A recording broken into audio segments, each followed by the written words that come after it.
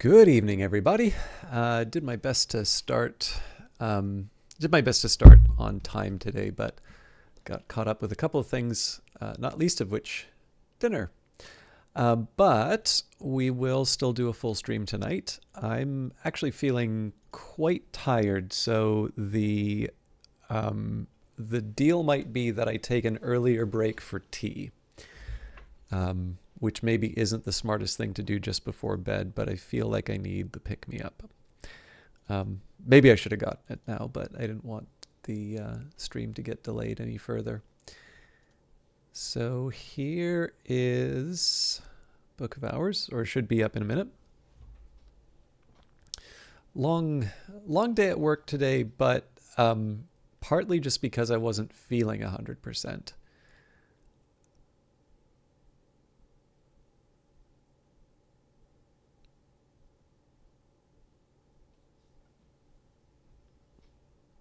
Books are the memory which does not die, inscribed in 5 languages over the gate of Hush House. Go quietly. Book of Hours is a forgiving sort of game. If you're worried you might be stuck, there's usually another way. Okay. Excuse me. So it's always a little funny to come back on the Monday just because I know I have a different save to work with. So far, changing the Lighthouse Institute doesn't seem to have resulted in in some kind of an error in the game, so I'm happy for that.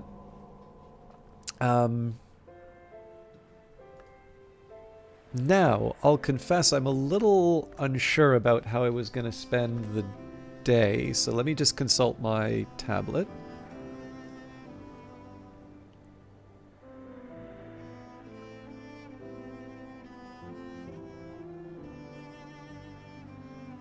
Okay.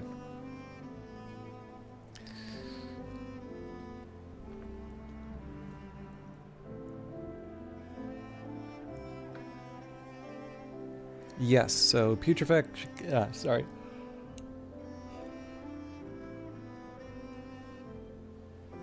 Putrefactions and calcinations leveled itself up now, or should level itself up now. I guess Snow Stories. No, that still doesn't quite make sense.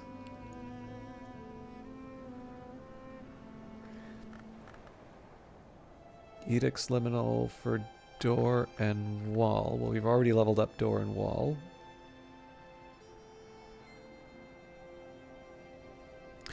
Okay, so I'm feeling like these instructions don't apply to the lessons I've already got. Zarog, good to see you. How you doing? So let's take a minute and work those out. I realize it doesn't... Actually, you know what I can do? I'm going to take a very quick second to put the kettle on. And I figure by the time I'm done planning out my lessons, it'll probably be boiling. So just bear with me 1 second here. I'm going to do a 2-part tea mission.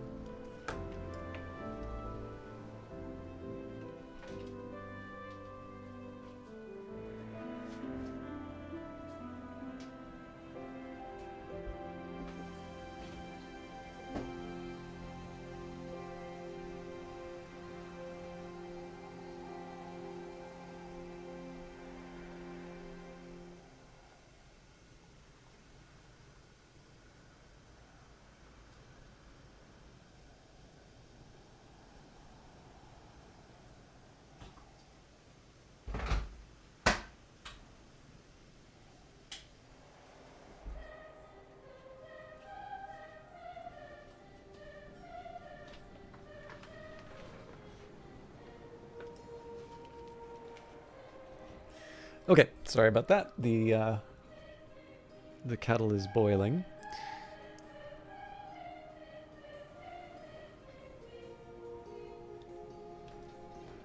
Okay, so the usual kind of the usual logic that I've applied has been take the elements, or sorry, take the lessons that have sort of the lowest level and apply the skills towards those.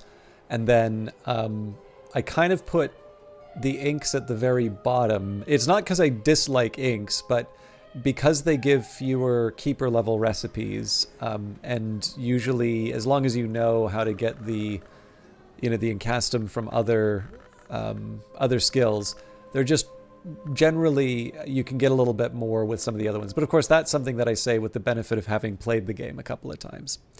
So Herbs and Infusions, I think, is a pretty clear one as far as the Nectar and Heart are concerned. It's level 6, and it's... oh, come on.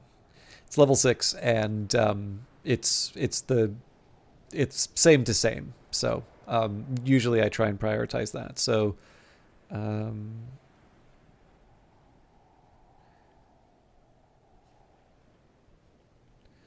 +1. So then there's putrefactions and calcinations. Now this may be in a similar boat. Oh, no, actually we have Rhyme and Remembrance or Sand Stories. So I'm going to do Rhyme and Remembrance just because it's kind of the same too. So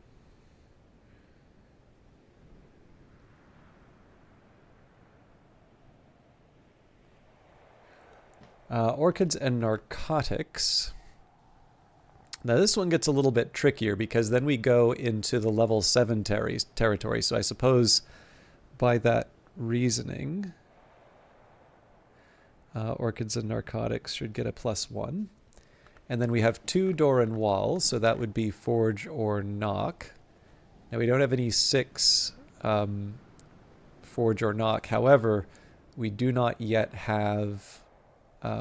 or where we have level 8 Door and Wall. So I think what I'll do here, we'll level up Great Signs and Great Scars and Bells and Braziers.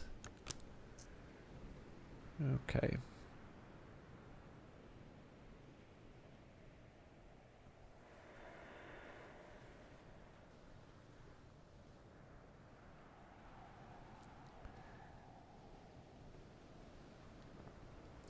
So that's pretty straightforward to deal with.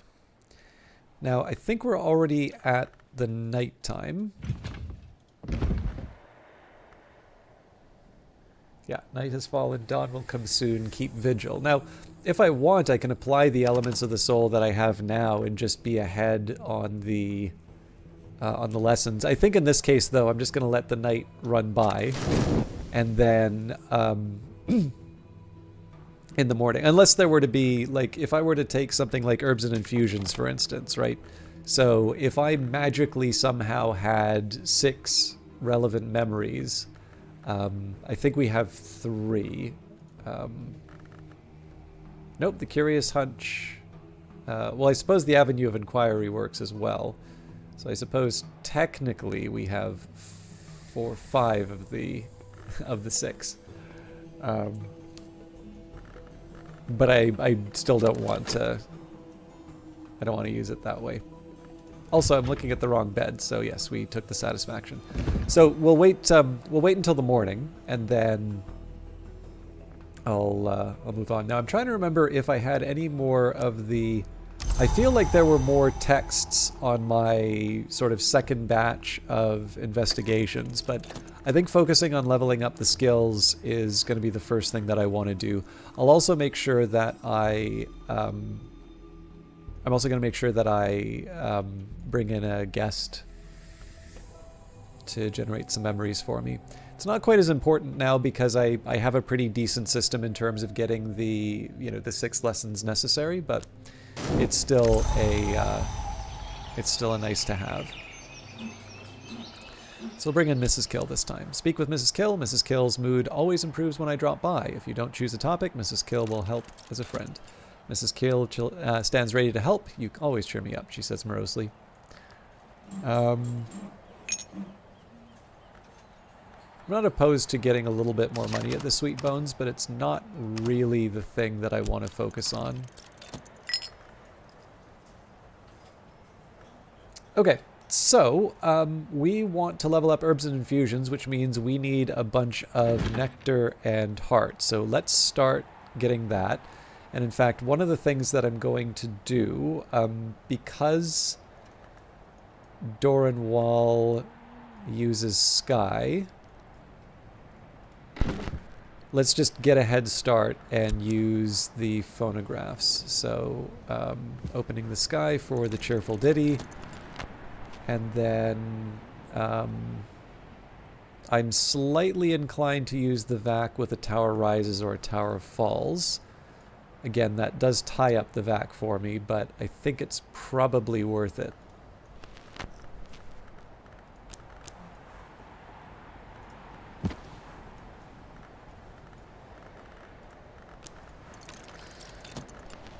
Okay. So, we've already got the satisfaction on the way, so that's 1, and then the cheerful ditty will be 2 with the heart. So let's find the rest of the nectar and the heart that I can make. So solace works. So that's 3.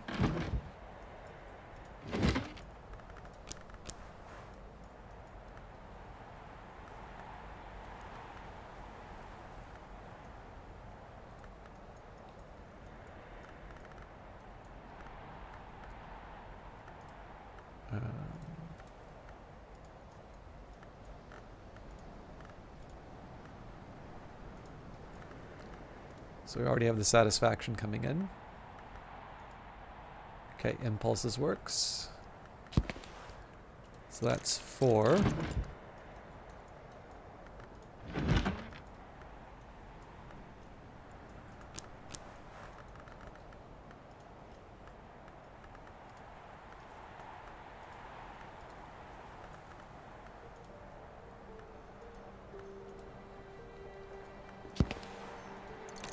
So that's 5.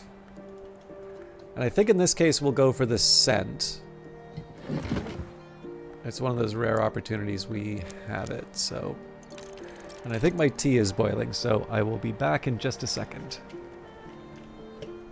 Or rather, the kettle's boiling, with which I will make my tea.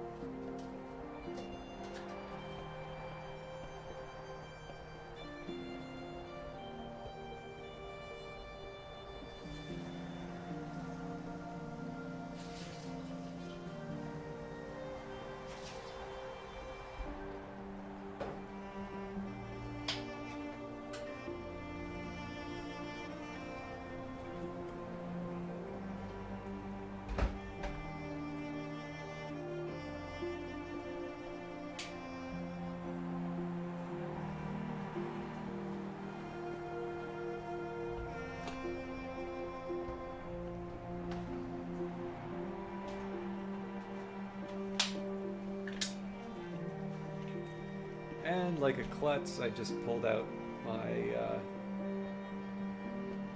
headphones.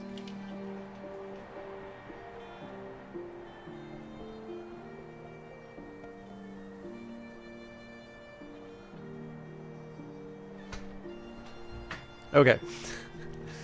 Once I'm plugged back in, we're good to go.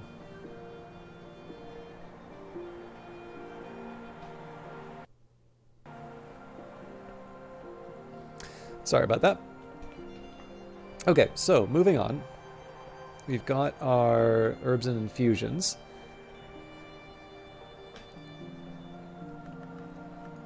So Rhyme and Remembrance needs Moon and Winter, and again, that's going to need 6. So if I want, I can use the Final Understanding, but it would be nice to use it for one of the higher level ones.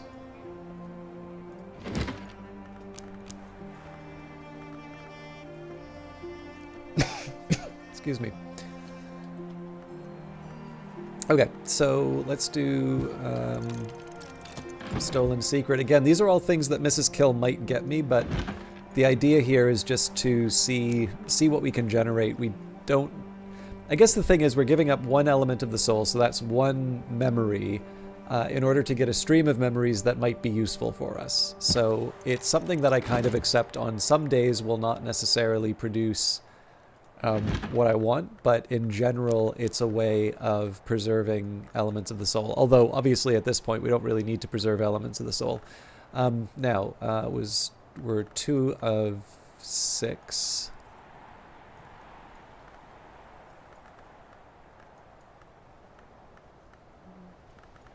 Regret will work here. So that's 3 of 6.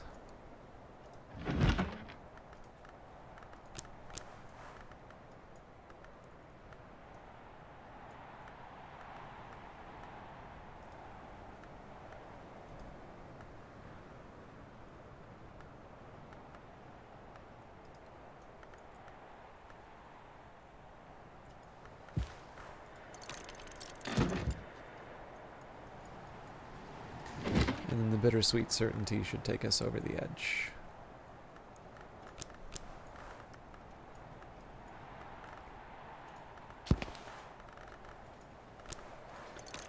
I suppose it's a reasonable question to ask whether or not there's anything from the films, but I don't think Revelations and Foresight are really relevant right now, so there's not much else we can do, so let's just let the timer run down. And the cloudy day, so that could potentially help us with using putrefactions and calcinations. I'll have a think about if I want to use it for that. Alright, talk to Mrs. Kill. Mrs. Kill has seen more of the world than she usually lets on. Conversations with her yield the occasional surprise. And I've carried a memory like a flambeau safe through the mazes of night. This will complete once dawn has come.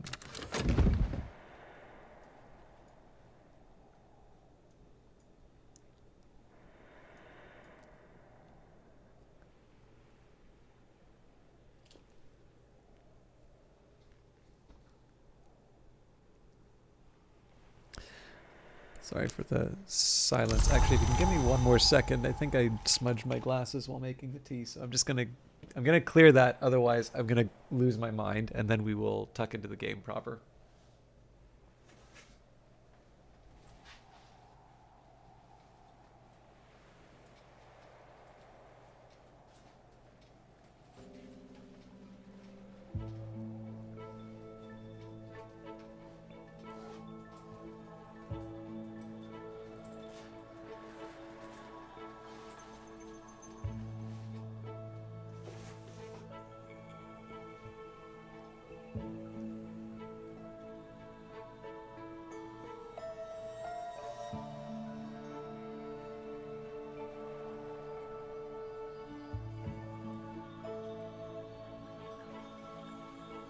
Okay, there we go. And in 30 seconds, my tea's gonna be done steeping and I'm gonna be great.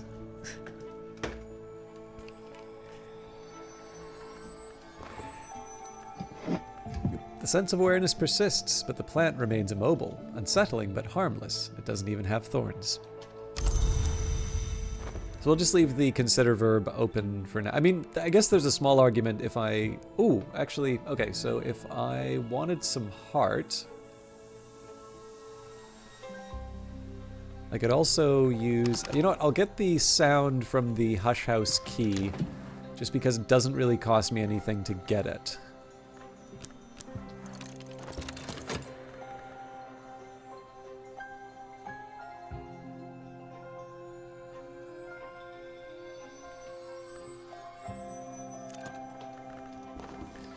There tisn't gonna be no tizzer. Mrs. Kill, as every local gossip knows, came from France to marry Mr. Kill, but there's scant trace of the continent in her accent now. So we did summon Echidna, or Mrs. E. It's nice to know if I wanted, I could learn Kilisimi or Hyksos from her, but she's unsociable, so I wasn't able to invite her to a salon.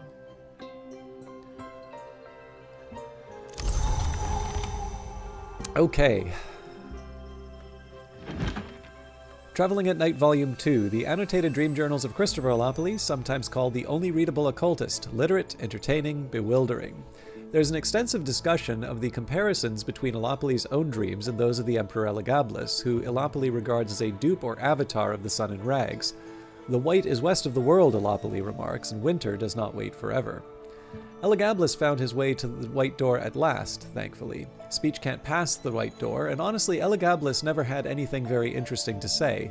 I tried to follow in his footsteps, but I never learnt enough of the White. I suppose I'm thankful for that too, but here's what I do know. An afternoon spent profitably reading newspapers to the curious, writing affectionate letters for the lonely, steering farmers through the requirements of the Ministry of Agriculture. It is spring, and the landlady has served me a slice of her stargazy pie with the pilchard heads poking cheekily through the hot crust. Okay, the Traveling at Night Volume 1, the annotated dream journals of Christopher Alopoli, sometimes called the only readable occultist, illiterate, entertaining, bewildering. The wood lies outside the walls of the Mansus. As any student of the histories knows, the Mansus has no walls. Alopoli describes how he came to make repeated visits to a dream wood via what he calls silver dreams. Trying to think your way to the wood, he explains, is like thinking your way to being in love, but I did find a secret that helped. Apollo and Marsyas, the libretto of a lost opera concerning the contest between Apollo and Marsyas and its tragic outcome. The librettist is identified only by their initials. In the original myth, Marsyas lost the musical contest and was flayed by Apollo, who later regretted it. In this version, Marsyas' skin has a further history. The skin of Marsyas gives oracles and is later smuggled to Phrygia, where the priestesses of Cybele use it for a drum. At the climax, the striking of the drum drives would-be violators of the priestess to suicidal madness. The opera ends with a wistful hymn from the youngest priestess about the beauty of mountain pines. A Tower Falls. The phonograph is packed in glossy amethyst purple card with the words "A Tower Falls" in 9 languages on both sides. There's no other identifying information at all.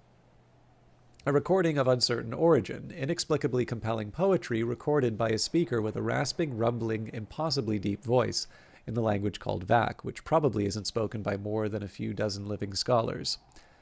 The poem speaks of a 4-winged war, a 4-mouthed king, a 4-rayed sun, a 4-cornered stone.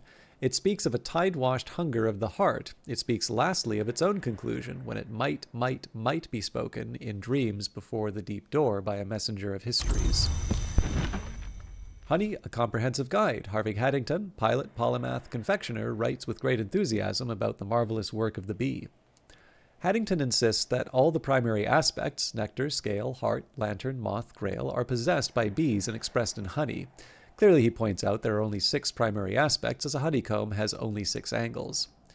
Ugal ink is prepared with these techniques, but so is Skinshuck mead, and only Skinshuck requires honey. Just as any beverage or foodstuff can be improved with the addition of honey, so any garden is improved with the presence of bees, even those bloody blumberendi. Chion at Abydos, a play dealing with the 9-year sojourn of a snow goddess in the Thracian city of Abydos by Apollo Fireweaver, in English, published in 1892, purportedly from an older Greek text. The entity called Chion arrives in a blizzard and demands the city gates are barred. As Abydos falls under her spell, the dead return but do not speak. For 8 years, the city is a place of slow death, frosty ecstasy, and silent beauty, but in the 9th year, a conspiracy of shouts is mounted against the quiet that Chion demands. The conspirators open the city gates, and a scarred man comes to drag Chion out by the hair. Summer returns, but the conspirators die of remorse. The account of Kanishk at the spider's door. Loch Kahuli, Kanishk's victim and lover, wrote this account, perhaps posthumously. Kanishk sought to become a name. In pursuit of that end, he made Loch Kahuli the vessel of his appetites, promising Loch that they would ascend together. At the spider's door, he betrayed his lover. The Chiliarch listened to it happen and then forced Kanishk into his service. The Chiliarch cannot be denied. Loch Kahuli remained to write this work and to describe the outer magics of struggle and contest. An introduction to the histories. The 17th century mystic and antiquarian Claude Hersault describes divergent incidents in 5 major histories. The prologue warns at length of the iniquities of one Julian Cosley, a former colleague who Hersault now describes darkly as a worm of worms. It seems Cosley advised Hersault early in the writing of the book, but Hersault later became suspicious. Hersault identifies blood, silver, design, and the worms as the central axes of each of the histories, and claims that the so-called second history is the true one. The Book of the Extinguished Heart. In the days of the Shadowless Kings, Enis Lazali was executed for prophesying the division of the sun. If any of his captors grew long, they probably feel rather abashed now. Lazali indicates that the sun will be divided in the Mallory by the Forge of Days, armed with the love in her heart. Love will not be the cause of the sun's death, but rather envy. Envy will not be the cause of the sun's death, but rather thirst. Thirst shall not be the cause of his death, but curiosity. Curiosity shall not be his end, rather it will be love. And Opening the Sky, an unusual recording of Varro's Opening the Sky, composed for the coronation of the new king, Henry IX. The record bears the suppression stamp Expunge. The first movement is soft, autumnal. The second, unsettling, febrile. The third is bright, soaring, rapturous. The fourth movement is glassy, slithering, a tintinnabulous icicle rattle. The fifth returns to the theme of the third, bright and rapturous once again, but it is a choral movement. It becomes apparent, though, that these are much, much too pure and high to be human voices. They recall birdsong, they recall the sweep of the windswept sky, blue turning black at the edge of the higher heaven, and they wrench the heart in a direction the Bureau does not permit. Finally, the Hush House key, heavy enough that it takes both hands to turn, heavy enough to brain someone, though you need both hands for that too. Serena Blackwood herself forged this key. I'm tired of losing it, she said. Okay, so we're going to need to divide these up a little bit. So we have Herbs and Infusions, which requires Nectar and Heart. I'm going to avoid using the Earth sign if I can, but I do keep it as an option.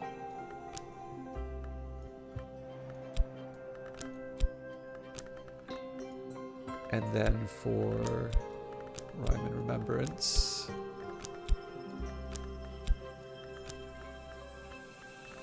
okay, 1, 2.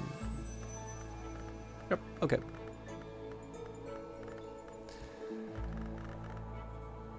So it probably makes a little more sense for me to hang on to the scent, seeing as I can use that for Orchids and Narcotics, and Mrs. Kill is not going to be able to generate that for me. So we'll start by leveling up Herbs and Infusions.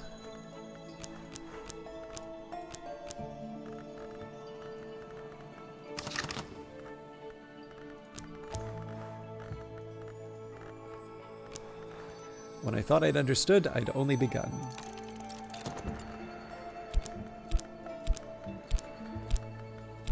So the next question, of course, we've got Herbs and Infusions down, we've got Rhyme and Remembrance, so I suppose the next one is Orchids and Narcotics. So that's going to need some Nectar and Grail. So we can appeal to the phonograph again on this one. We can go for...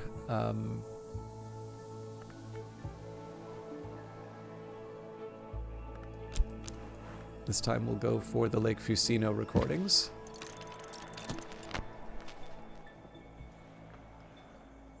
I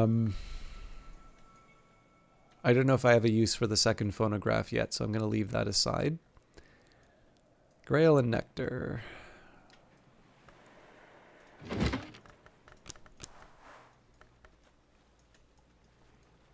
Actually a little tougher than I thought.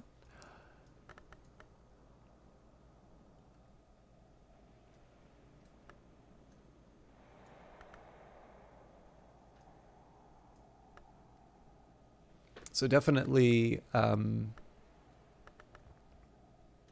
trying to remember where we're going. Let's try Orchid Transfigurations 2. Okay, so we've got the Scent. We've got the Beguiling Melody. And we've got Satisfaction. So that's 3 of the 7 that I need.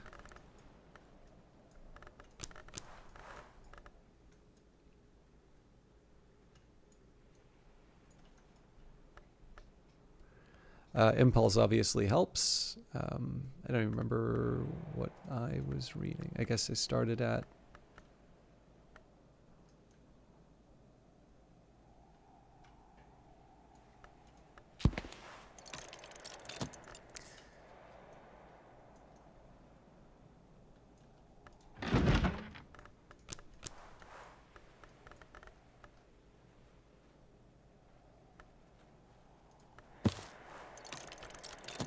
Alright, sorry, I lost track. I got slightly sidetracked.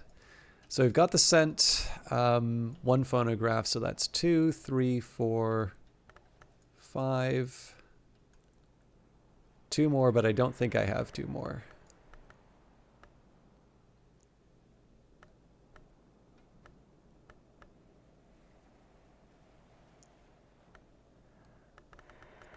Yep, so 6, 7. And I'll just get the Hive's Lament back. I'll also get back the Earth sign, but obviously I need to use it before. before I can get it back.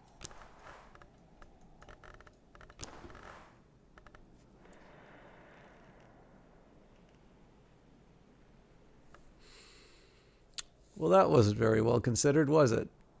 Okay, well that's easy enough. So we'll use the earth sign here, and then I'll just read the book for the earth sign.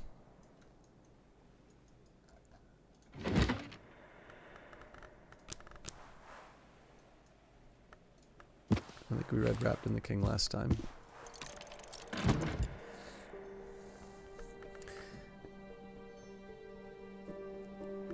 Also, wrong pile.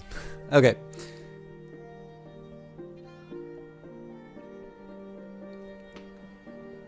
So the last, I guess, would be the door and wall. That gets a little interesting, actually. So I think oh, yeah. Either one's actually going to be a pain to work with, because either Great Signs and Great Scars is the one I level up, at which point I'm competing for the Grail, or I do Bells and Braziaries, and that I'm competing for some of the sky stuff. So the Bells and Braziaries makes a little more sense overall. Let's start by getting another phonograph in.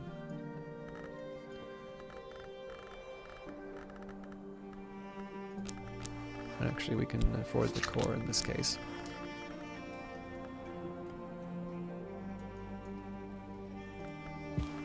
Okay, the tower rises.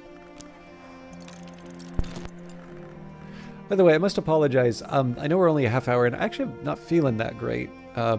It kind of started a little bit before the stream, but I wanted to just power through it. But I'm definitely feeling a little worse now. I'm hoping the tea will maybe it'll settle things down. But I know usually I can kind of feel it when I'm off, and in terms of just the quality of the stream, and I'm definitely getting the feeling now. So my apologies for that. Okay, so Foresight seems to make sense, but we can get Foresight from the film, so we'll do that first. And it's a Monitory Automata project. Thank you, Wobin. Yeah, if I feel really bad, I'll call it. I don't feel quite at a point where I kind of need to turn in, but I don't know. It's just one of those. One of the things is I really don't like. I really don't like it when I'm delivering a little, like, I don't like it when I'm delivering less than I can on the game. And I know for like some people, Book of Hours has just gone on way too long and such. And, you know, it's tough, right? Because like I do like this game and I do want to give it a good send-off. But that is still on the understanding that I will try and do the best show that I can. And obviously that means like being present, responding to chat, not getting lost in thoughts that I don't express on the stream. But I'll get through it. Like it's not a big deal. But thank you, Oben. I do appreciate when people kind of acknowledge the health priority. Okay. I think we're doing pretty well for the Bells and Braziaries. I think at this point we load up on a bunch of sky stuff. So let's start with... Okay, before I go any further, I want to double check. We've got Beguiling Melody, and it should be a Confounding Parable on its way. Okay. So we can read... Gallipolis' Journal, or the Perugian Diaries. And we can also read the Savage hymn texts. So obviously I'm leaving a couple on the table in the sense of I could also bring in Solace and Storm, but of course Mrs. Kill may give me those, and those are a little bit further down the list. So I'm going to rely on the current setup to carry me through.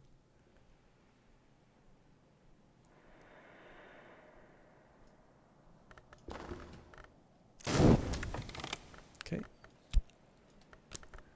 Again, that's sometimes the cost of doing business.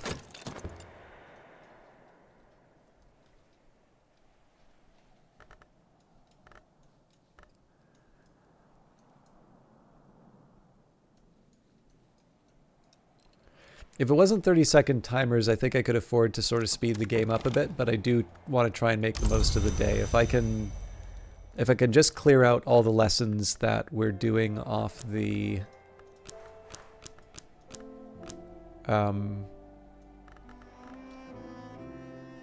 sorry, just a second here. I'm trying to think if there's something with great that I can use with Great Signs and Great Scars that I can keep here. So Great Signs and Great Scars is Grail and Knock.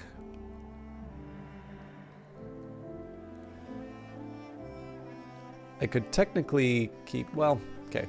Stolen Secret's a little bit of a long shot, but I have no other use for the clouds.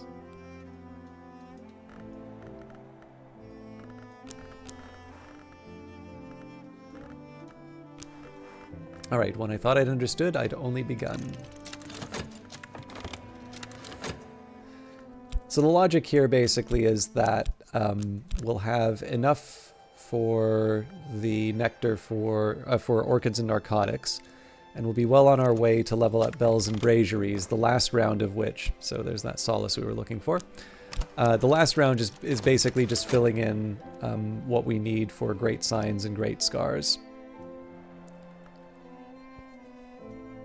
And obviously, if there's competition between any of these, I'll try and pick the memories accordingly.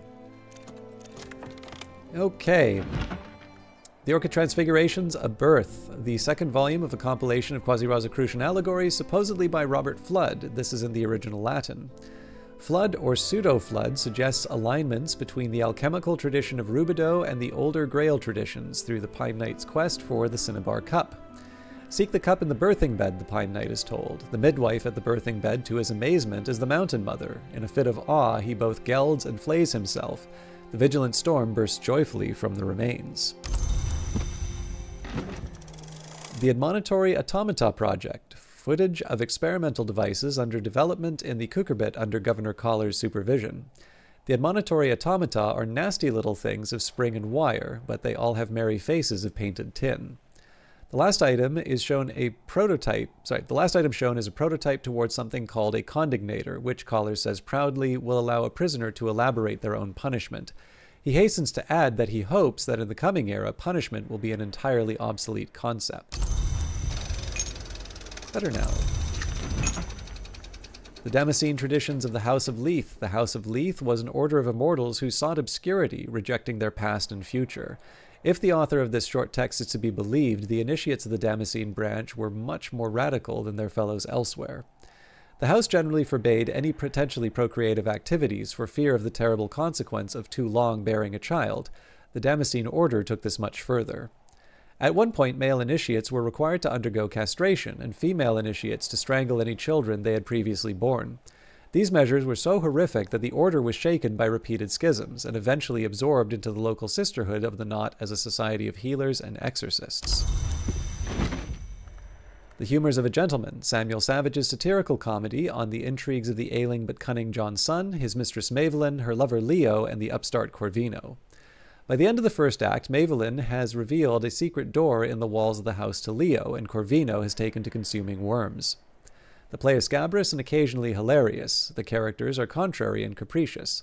Many of the more resonant lines might well be formula of power disguised in plain sight. A tower rises. The phonograph is packaged in glossy card, the bright pink of a dog rose, with the words "A tower rises" in 9 languages on both sides. There is no other identifying information at all. A recording of uncertain origin, inexplicably compelling poetry recorded by a speaker with a high, sweet voice that scales up beyond human hearing, in the language called Vak, which probably isn't spoken by more than a few dozen living scholars.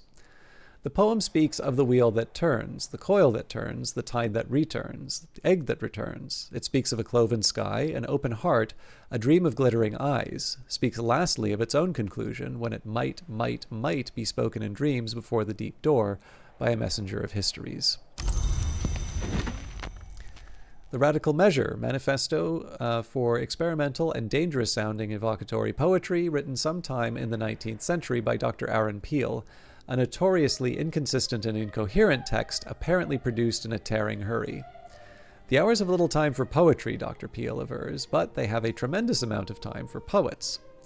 As the rose opens, Dr. Peel explains, an enduring memory opens to the horizon, which is, this is a way of saying something that cannot otherwise be said, and is best only written with one's eyes firmly closed. The Scar in the Sky. Nin wrote this and came to regret it. Each page of the book contains one word only, but as each page is turned, a knowledge creeps in. The final page is crowded. Each reader of the book records the same word. It is now my turn.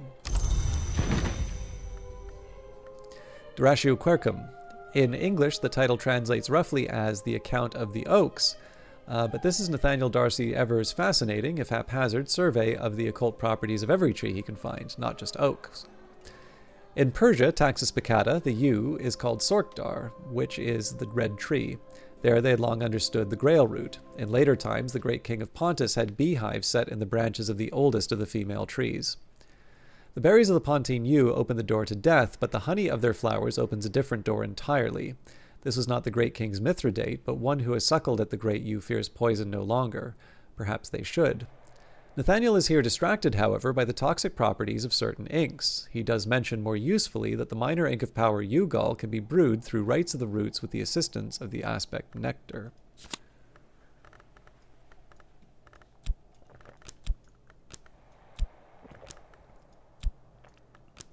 What am I doing? You know what? Just add it to the pile. We'll figure it out. The Perugian Diaries. In 1907, at the age of 18, Christopher Olopoli left Strathcoyne's household to study theology at the University of Perugia in Italy, enrolling under the name Christopher Strathcoyne. For 4 years since his adoption from a Bristol orphanage, Olopoli has served as Strathcoyne's pupil and protege, but his relationship with this austere and secretive man was always complicated.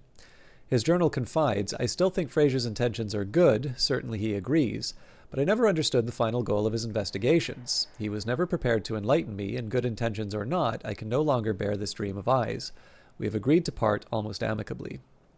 Olopoli left Perugia in 1909 without completing his degree.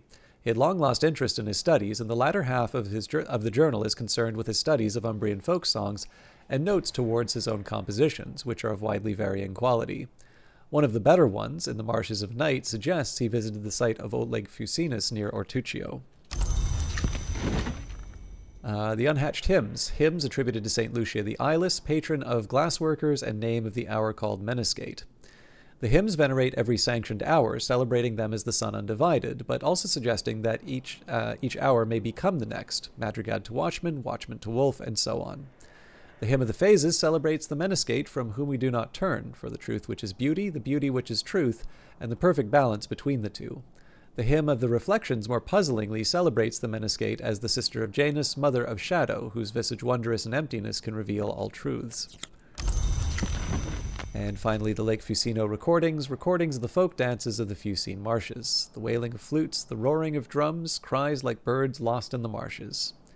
These are the songs the sisters sang to the witch, that the Thunderskin roared to the sky, the songs with which the Dwendrazones of the Mansus keep their vigil. Once heard, they are not forgotten. Okay, lots to divide out. So, Scent, Hive's Lament, Earth Sign, Beguiling Melody, Satisfaction. 1, 2, 3, 4, 5. So we need 2 more. Impulse and Gossip. 1, 2, 3, 4, 5, 6, 7. Yep.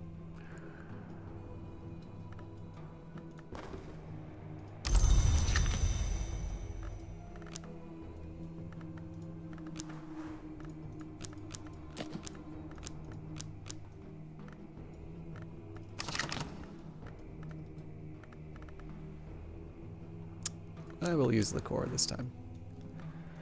At last I approach mastery. Okay, so we were working on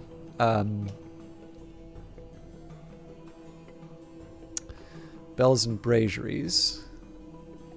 So that's sky here, sky here. So that's 1, 2, 3, 4, 5, 6, 7. Oh, 1, 2, 3, 4, 5, 6. Yeah, 7. I was thinking I'd maybe use the final understanding, but we have enough. Okay, so the last one would be the Great Signs and the Great Scars. We don't have any of the Grail stuff either, which is nice. So it's knock. We basically need 6 knock and Grail to work with.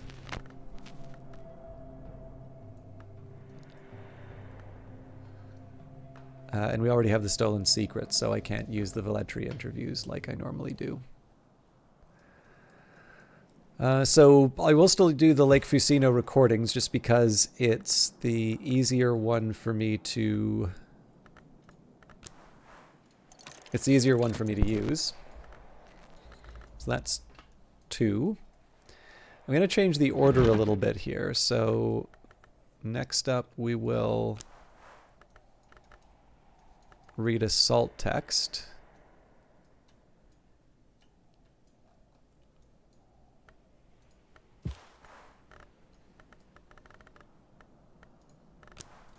So that's 3.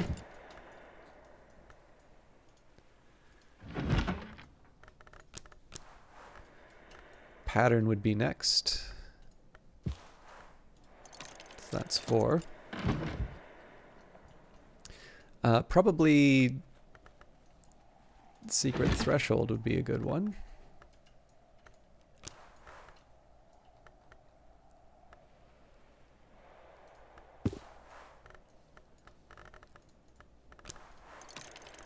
So that should be 5.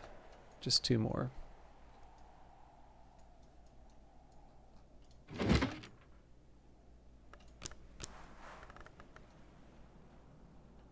So I can't really avoid the Grail. We'll use Satisfaction here. I might as well get another Gossip while I'm at it.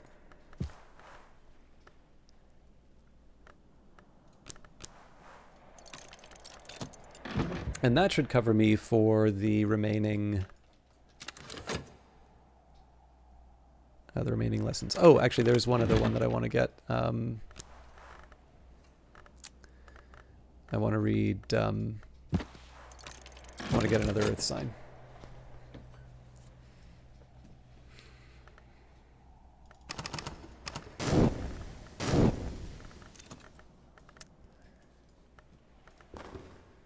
There can be no tizzer. Mrs. Kill, as every local gossip knows, came from France to marry Mr. Kill, but there's scant trace of the continent in her accent now.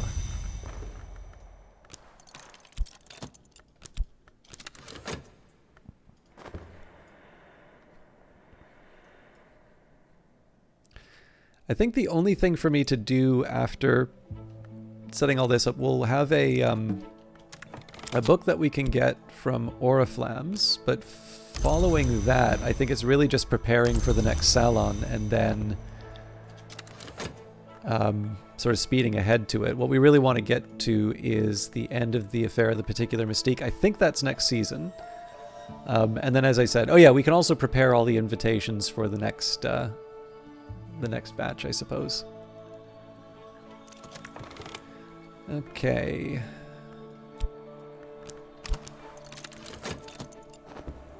Oh, I almost made a big boo-boo.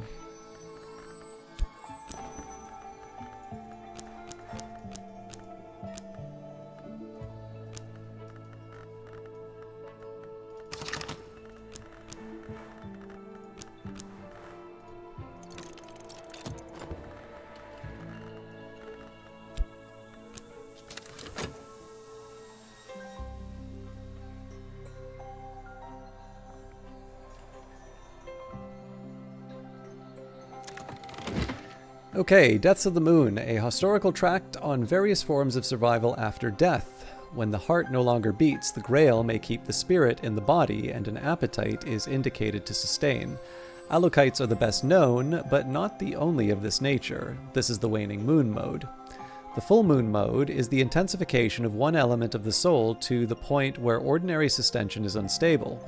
Our protector, the generous of hosts, began of this nature, and its generosity remains ungentle. It is possible for the body's health or the heart's core to outpace the other elements, so that a static mode becomes impossible and growth proceeds in dramatic stages until balance remanifests. The Radical Measure, glossed version. In the original Radical Measures was a manifesto for experimental poetry with occult properties, written in the 19th century by Dr. Aaron Peel. The original is notoriously incoherent. Much later, Christopher Olopoli took on the task of editing and glossing it. He has taken some liberties, but the updated version is generally well regarded. The hours have little time for poetry, Dr. Peel avers, but they have a tremendous amount of time for poets. Olopoli has added a note suggesting that this should in fact be the most tremendous time with poets. As the rose opens, Dr. Peel explains, enduring memory opens to the horizon. This is a way of saying something that cannot otherwise be said, and is best only written with one's eyes firmly closed. Olopoli's gloss reads, Horizon Sight Synthesis Method, reverse procedure with knock to elaborate Gervanite in the chronsochord mode.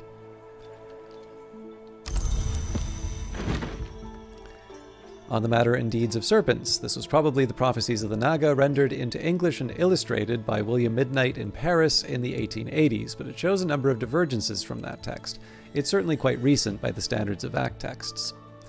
The serpent folk, called the Great Hooded Princes, came to know the order called the House of Leith and warred across the miles with them. They made an alliance with the mother of ants, whose children they had been.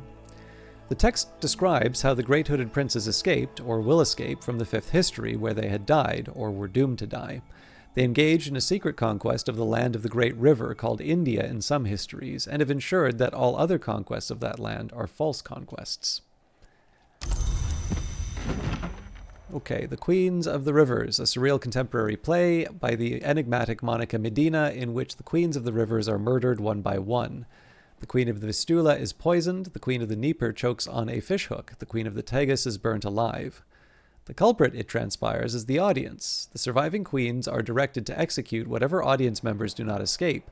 A surprisingly lucid epilogue suggests that the correspondence of river names with historical events does provide clues to secret histories behind our own. A Journey to the Grove, Black Ellie, who much later became Damascene matriarch of the Sisterhood of the Knot, recounts her journey to the Grove of Green Immortals. In the Grove, Ellie meets with an entity identified as Three Faces, Nine Colors, who may have become her lover. Three Faces is a name of the Applebright, the nowhere hour of youth, healing, and mutation. It offers Ellie a form of eternal youth to take back west with her, which she rejects for certain reasons. She does promise, however, to renew their acquaintance in the season when the Applebright is the witch, not from sentiment, but rather grandly to ensure the continuity of the histories. And the Lake Fusino recordings of the folk dances of the Fusine marshes. The wailing of flutes, the roaring of drums, cries like birds lost in the marshes. These are the songs the sisters sang to the witch, that the Thunderskin roared to the sky, the songs with which the Dwendrazones of the Mansis keep their vigil. Once heard, they are not forgotten. Okay, we're not quite ready to level it up yet, but we should... 1, 2, 3, 4... No, here we go. Although it did occur to me, I can actually get back onto my the studying that I wanted to do. So I should have made a note.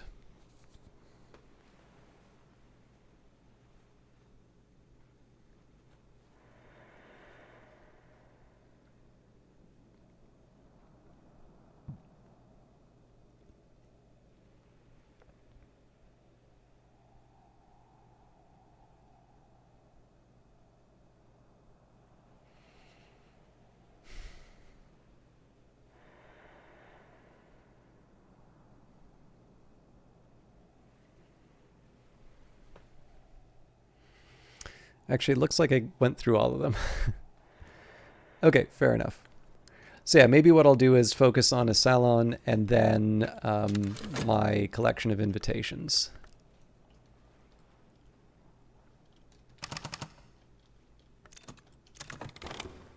Right, there it is in Camino Tizzer. Mrs. Kill, as every local gossip knows, came from France to marry Mr. Kill, but there's scant trace of the continent in her accent now. And the skill is now level 8. Its power aspects have also increased. So we'll still talk with Mrs. Kill.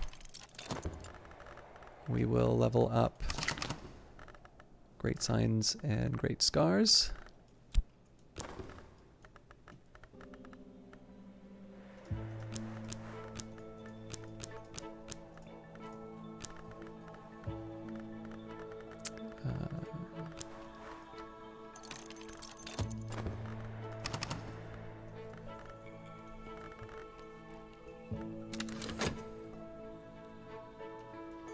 I guess I kind of just abandoned working at the Sweet Bones, but that's fine.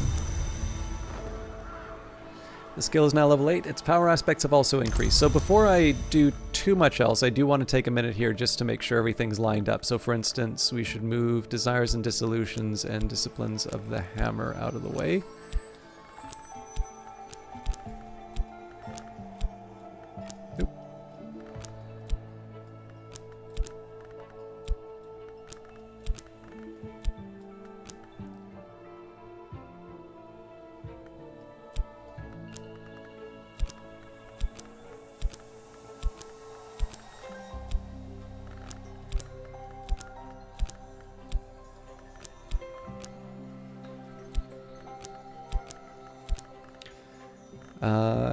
We'll move Inks of Revelation back one. This is just kind of the recognition that Inks of Revelation is sort of the last of the 7s that I want to work on.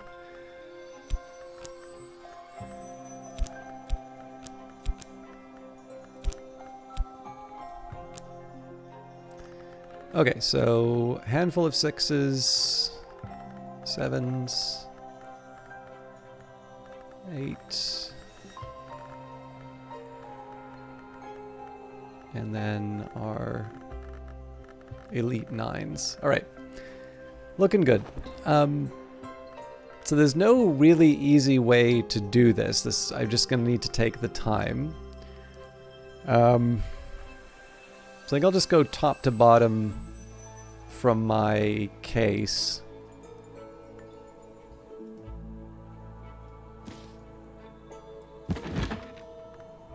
So Agdistis needs a sky.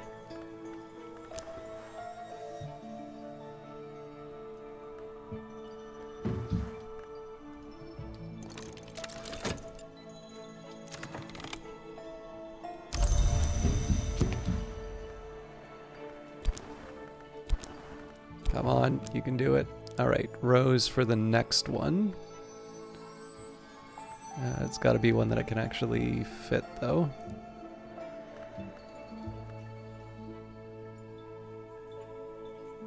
All right, I think we need to just go to another desk in this case.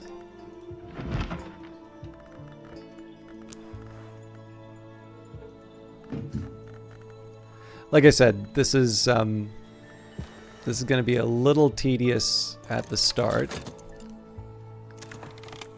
Once I've got him, I've got him.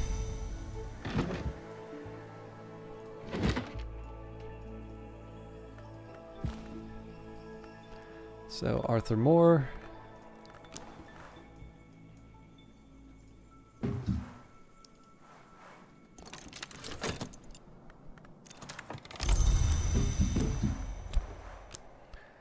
Peel.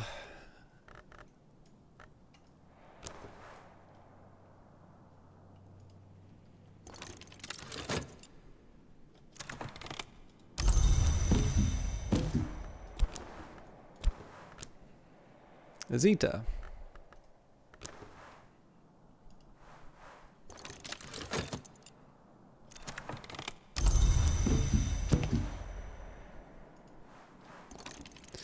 Also take a minute here and decide on a memory to take overnight. I don't really see... Well, actually, there's one thing that might be helpful here, which would be, depending on the book that I get from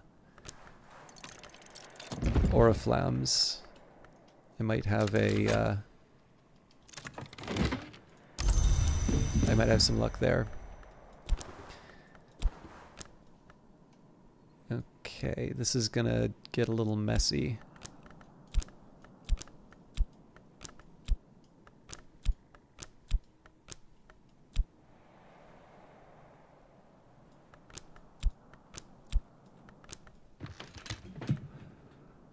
Yeah, I think I'm just gonna have to live with that.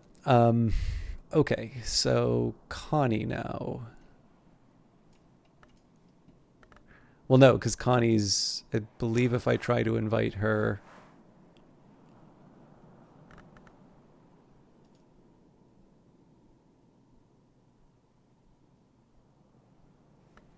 I mean, I could try, but I just don't see the value in trying it. The game's been pretty clear that she's doing her own thing now. Okay. I wonder if there's a way that I can fit Grail in here.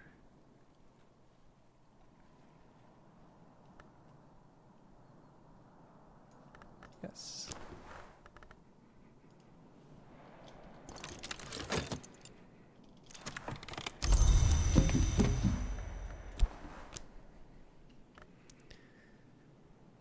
Okay, Corso.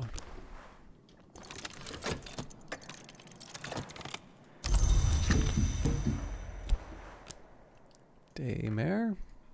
Oop.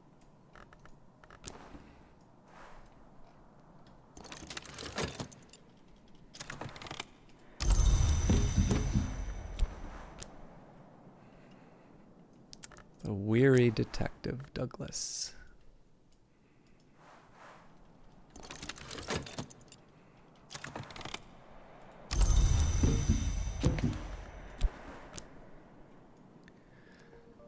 Eason Fekri with Heart.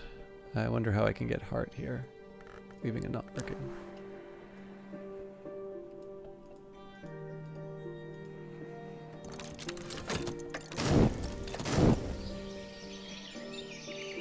Okay, so the game's chilled out a little bit because it's the next day, but I don't think there's any reason for me not to go back to the top speed. Strathcoin needs scale. Nope, there's got to be scale that I can actually fit.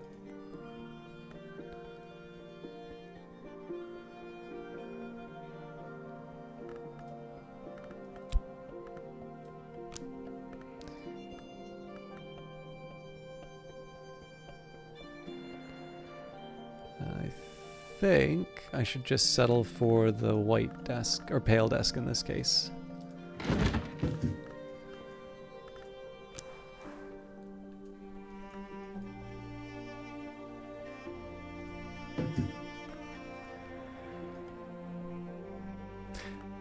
Decree, good to see you. There's actually something that's kind of funny about this typewriter. I always find it a little funny to imagine lugging around a typewriter. Like, it's just, obviously that's a fairly hefty piece of machinery. I have typed on a typewriter before. Olaf, good to see you too. All the best people are coming in here tonight. So I've used one, but like it's not something that I'd really voluntarily want to drag around to use. But like, on the other hand, it's, I suppose, the best, if you don't have a laptop, that's not a bad substitute either. But I think one of the reasons why I thought about this a little bit more was there is a movie adaptation of William S. Burroughs' Naked Lunch. Quite a good one by a Canadian director, David Cronenberg. And the typewriters definitely have personalities of their own, which is definitely underselling it. So I was kind of reflecting a little bit on that, mostly just from me dragging around the typewriter. But I also saw this really interesting, I don't know if it was a proper Apple commercial or if it was, because I know there was a certain period of time when there were like third-party Apple products. And it's like John Cleese talking about how he'll take his Macintosh, like he'll carry his Macintosh to work. and like how it has this helpful handhold for it. And like the Macintosh, like, you know, I understand that the Macintosh was not like an iMac today. You know, like it was a smaller device, but I can't see that as being a particularly light one. Like the idea of actually carrying a PC, like a small PC tower to work with you, was incredibly strange to me until I thought, well, you know, I guess people kind of like took typewriters with them to certain places if they needed it. So I don't know. It was an odd ad to look at. It was really just me dragging the typewriter all over the house that made me think of that. But for Hokobald, we have to use the Orpiment Exultant.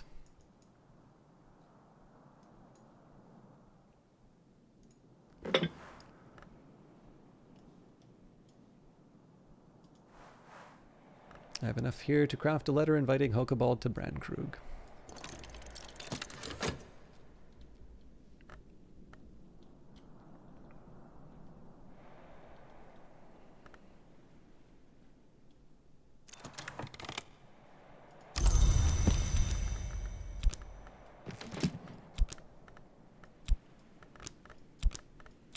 Just tidying it up a little bit.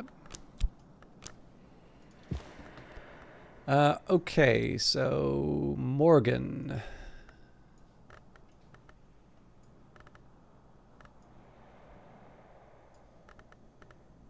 I think I might have decided to go elsewhere for the Grail, so.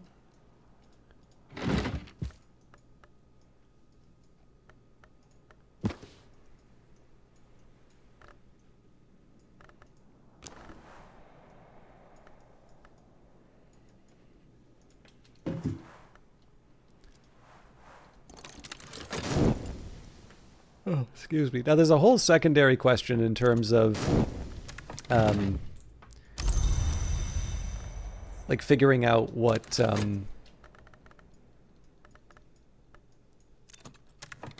figuring out the aspects that they're interested in and such. I'm not too worried about that right now. I mostly just want to get these invitations written.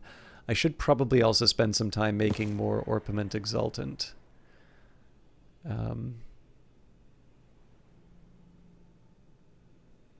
Okay, Olympi.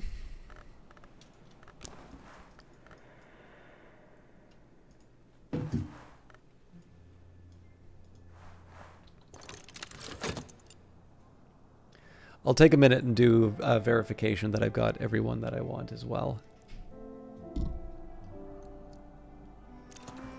All right.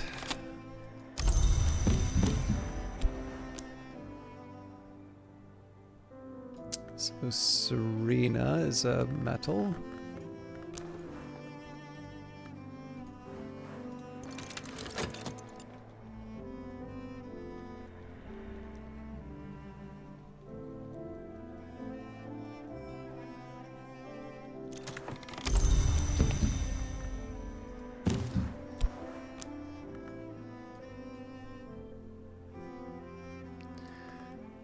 Father Stanislav. Rights of the Roots should help me out there.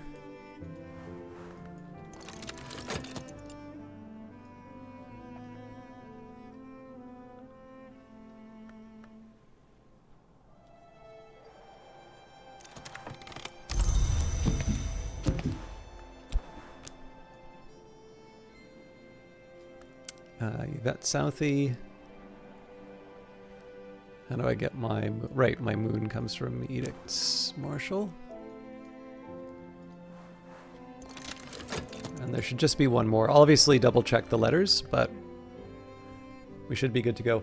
I may need a small break. I'll refill my tea while I do that, but I just kind of need to clear out the cobwebs and hopefully, I don't know, maybe I'll have a glass of water too, just to see if I can wind up feeling a little bit better. Zachary's our last one.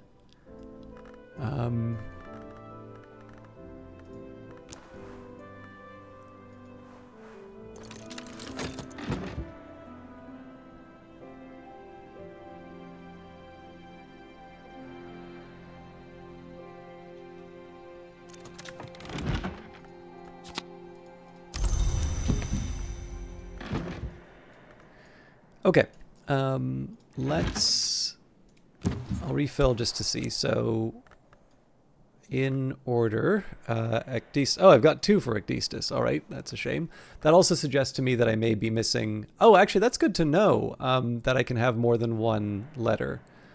Okay, so Ecdistis, Eladim, Arthur Moore, Peel. I'm thinking I've probably missed someone if I've got 2. Azita, Lalakaima. I see Coquille, but oh right, of course, we don't have Connie for a reason. I notice Corso's missing. We have Daymare, Douglas Moore, Eason Feckery, Fraser Strathcoyne, Hokabald Posend, Morgan, Olympie Bichet, Serena, Father Stanislav, John Schaller, Yvette Southey, and Zachary. Okay. So, not too big of a problem.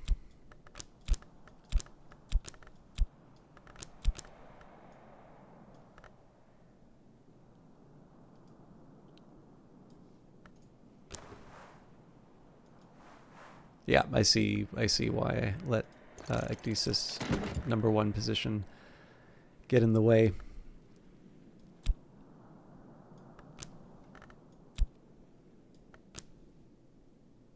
Okay. So, I guess the next question would be, who do I put together for a salon? So one thing I'd like to focus. Actually, you know what? I'm going to take my break now. I think what I'd try to do, I have some existing relationships that I'd like to keep working with. So Douglas, Aaron, Douglas, Aaron, Douglas, and Schaller. So that's 3. And then Daymare and Coquille would technically be all of the combination. Like that would max out the whole set. I don't hate that idea, to be honest.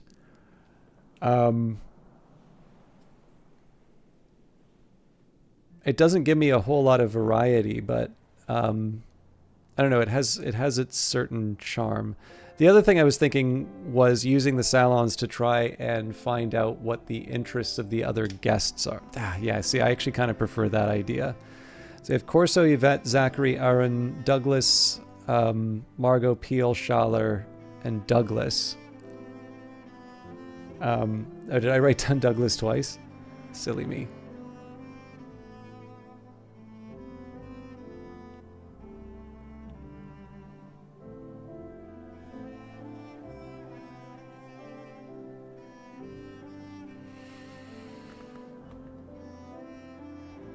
Yeah, so as much as I like the idea of continuing the stories for a few of these characters, I think what I'm actually going to do is I'm going to use the summer salon to to invite. So one, obviously, we'll wait until the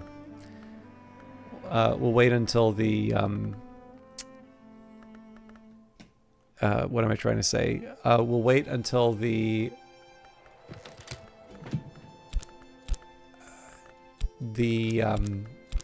event is done, so whatever guest stops by will help them out. But after that, what I think we'll do, I'll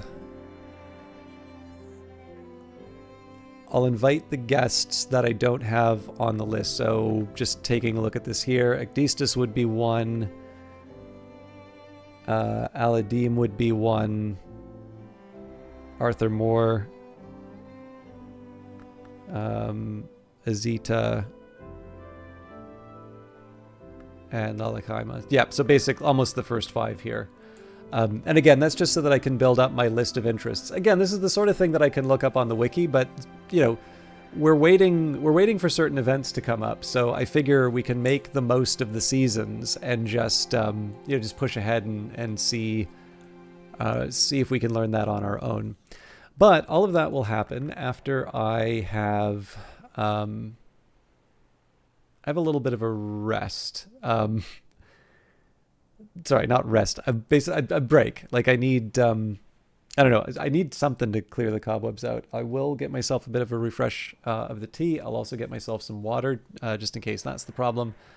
And then I'm just going to have a stretch. I encourage you all to do the same. Hopefully this hasn't been too dry, but I am hoping that I can come back with a little bit more energy after this. I do apologize. This is the drawback of not feeling 100% when starting, but not wanting to delay the stream either. So I'll try not to make it too long. But again, please enjoy either the lovely music or maybe a quick drink and maybe bathroom break for yourselves. I'll be back as soon as I can.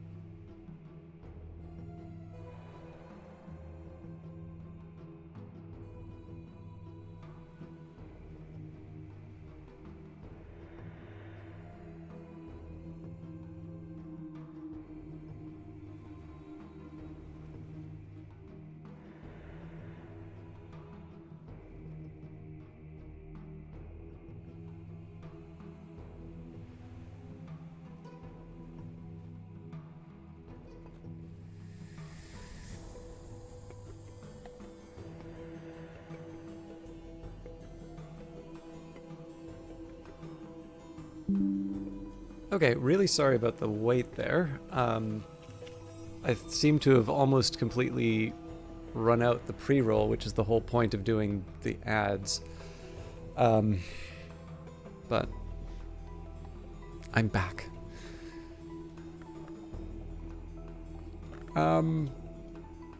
Yeah, so I think... Thank you, Tikri. I wish I didn't feel rotten, but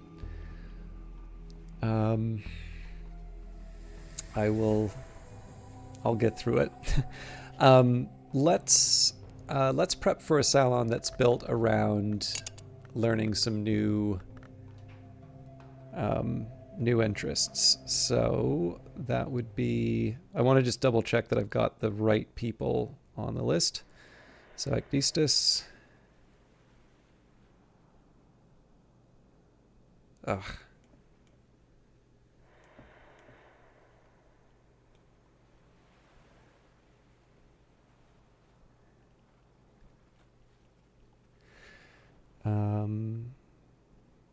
Aladim.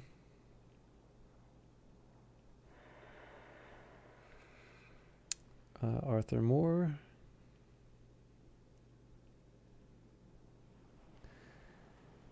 I think we have Peel. Yep. Azita.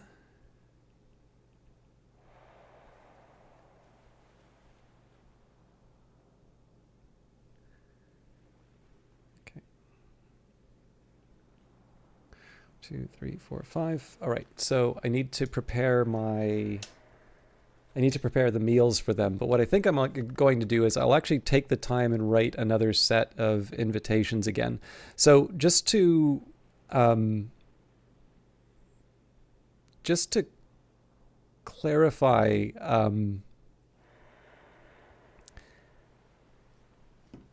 kind of clarify what I'm doing here. So once the Affair of the Particular Mystique is done, that will give me an excuse to sort of invite the people who I can continue the story with. That'll give me a reason to sort of do a salon with them. But the other thing that I want to try and do is when the next event comes by, I want to try and invite as many guests as I think are going to be participants. So for example, for the Affair of the Particular Mystique, if I had the list of interests for all of the visitors, I would invite everybody with a winter or lantern interest, talk to them, and then the hope there is that basically I get through the event in the first season that it appears. And the reason for that is I want to get people who are inspired for the Lighthouse Institute. And so that's just a way that I can sort of speed it up. I don't necessarily recommend, quote unquote, speed running the Lighthouse Institute, but because I've got so much, everything else kind of done here, and because I do specifically want to get engaged with the Lighthouse Institute material, I figured that was the best way that I could sort of do the stream and still make some progress. So with all of that in mind, let's focus on the... Oh, sorry. First of all, I need that Corso letter.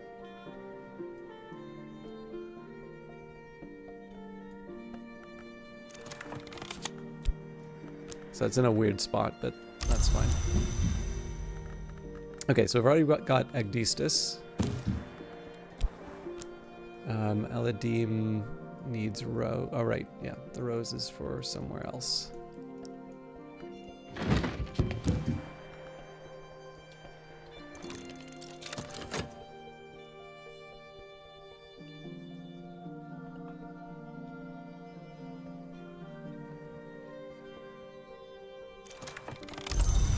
Okay.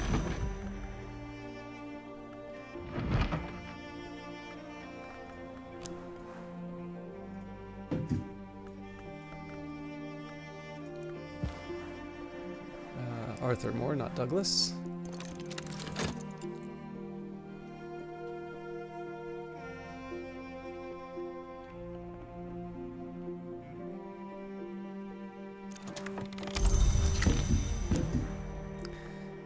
And then Azita and Lalakaima.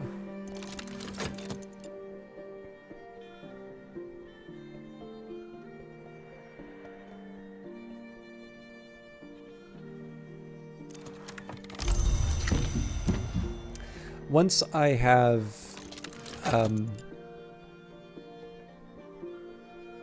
once I have all of the interests for the visitors, I'll start doing. I think the main group that I'm gonna bring in would be Douglas, Aaron, Schaller, Daymare, and Coquille, just so I can see the end of those particular stories. But for now, I do want to learn those interests. So the next thing that I want to do is figure out what these guests want. I'm going to assume it's a bunch of edge, but let me just confirm that. So yeah, Azita and... Okay.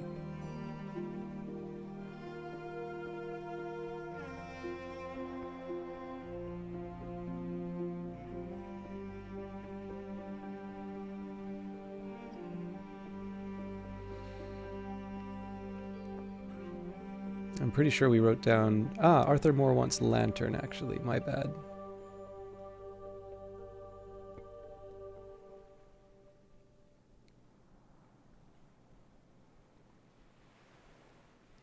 And then Ecdistis and Aladim. Aladim wants Scale, and Ecdistis wants Heart.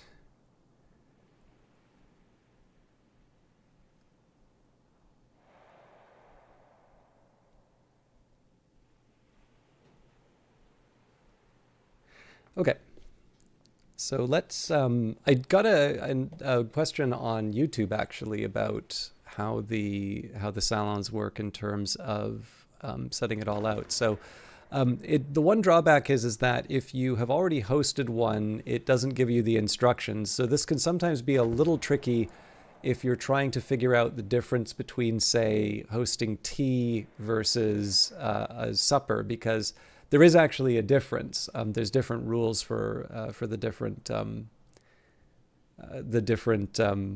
salons.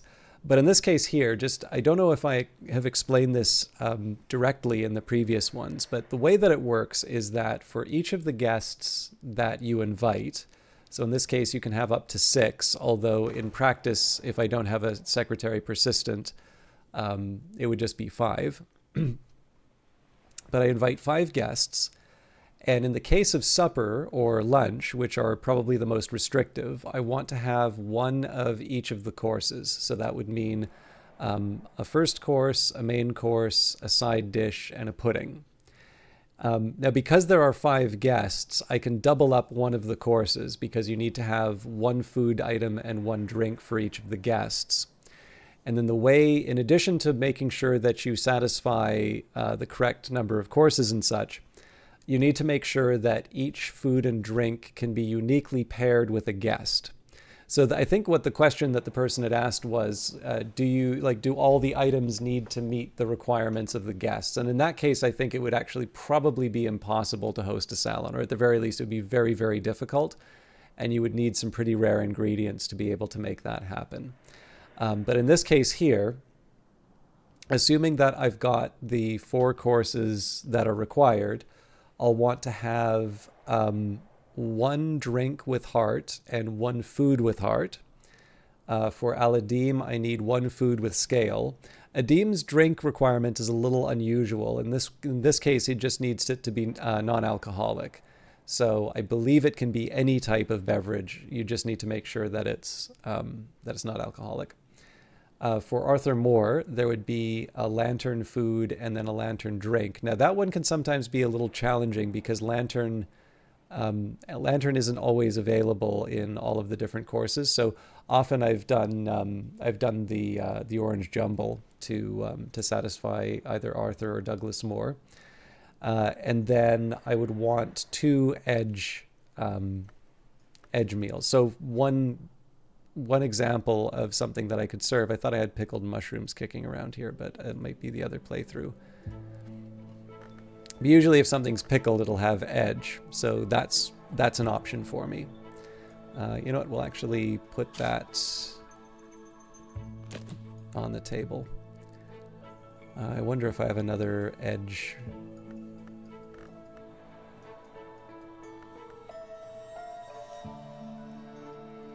Oh yeah, this stuffed acrid marrow. Actually, that's a pretty good start for me. So in this case, we've got, this counts as either a first course or a side dish. And then this counts as a first course or a main course. Now for scale, I guess we could do the roast beef that I saw up here. Unless we have the other roast beef hanging out. Oh yeah, we have one over here as well. I'll leave the marinated roast beef. I'll go for the good old-fashioned roast beef.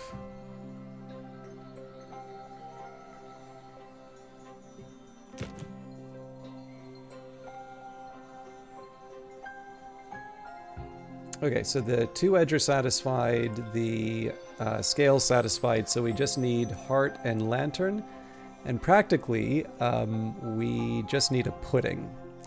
So let's start by looking for a heart or lantern pudding. So plum croutons are a good candidate.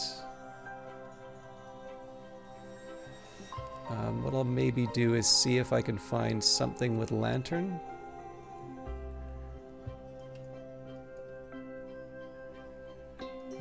Not looking like we have a lot of options.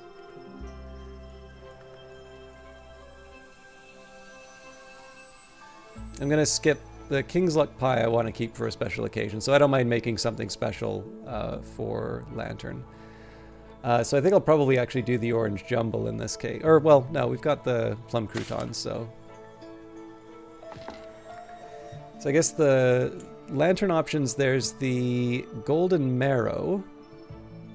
I'll take a look at my spreadsheet here.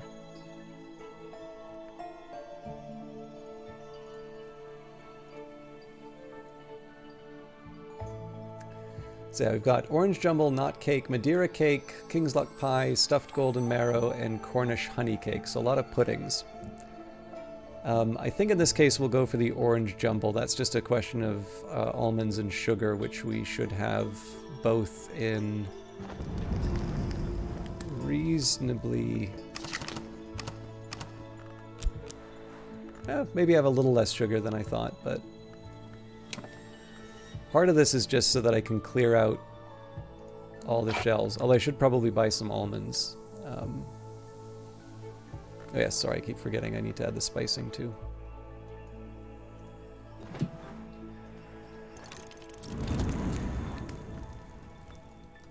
Okay, so yeah, so in this case we'll have the five food items.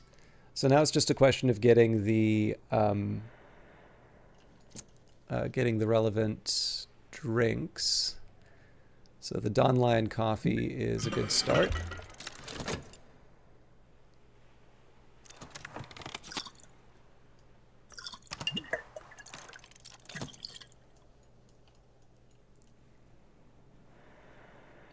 Hang on. It makes sense, but it only works for one.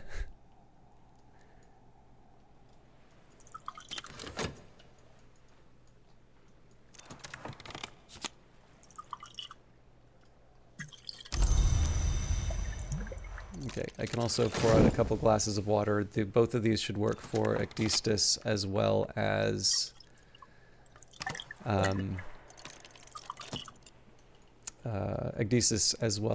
Aladim.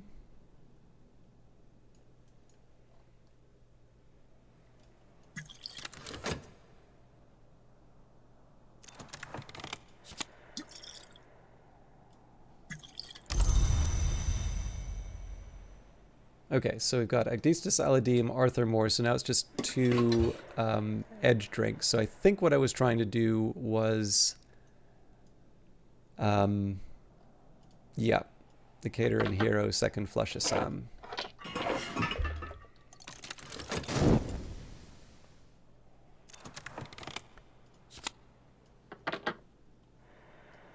I'm going to put these off to the side. I just want to make sure that I have space for the orange jumble. But technically they just need to be in the room for the salon to get by. Okay. So I think once the orange jumble's done, I can see myself maybe trying to make some more. I can try myself to make the Orpiment Exultant, just in case I want to invite Hookabald again. But I think from there, it's really just a question of getting to the next event. So again, I never really like to just speed through the game, but this is one of the cases where I actually have a bit less to do than normal. So I'll do two things. One, I'm going to drop some more water. The reason for that is I'm probably going to wind up using the water to make the Orpiment Exultant. And then from there, if we take transformations and liberations with a metal, we can make an iotic. Actually, we should have more than one iotic essence. We can still, or no, we've got plenty. So grab one of those. Yeah, and we'll make the Orpiment Exultant. Still, I can see myself making more iotic essence with the water, so.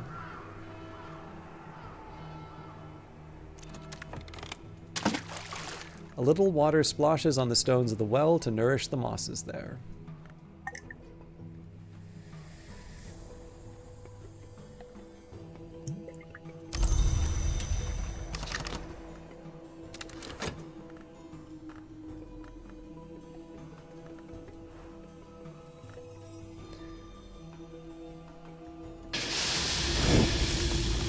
This is in Castum Terminale, one of the great inks. Use it with your journal to record a history and fulfill your reason for coming to Hush House, if you so choose.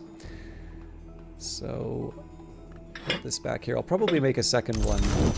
Yep, memories fade, assistance departs, but the soul is refreshed. So yeah, I'll make one more of these because I can. We'll also drop some more water.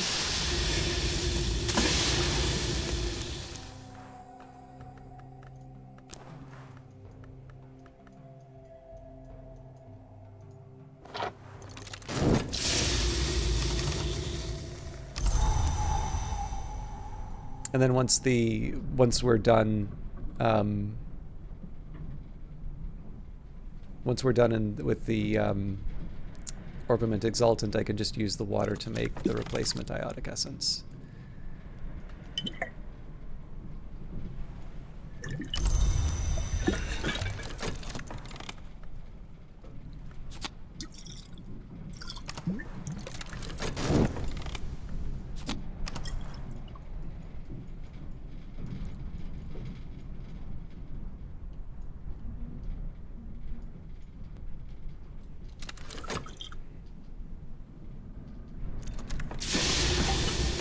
Okay. So again, this is just a bit of a reserve to be able to invite Hookabald, although we already have one invitation for him, and obviously we'll have a full season to be able to restore that if I need.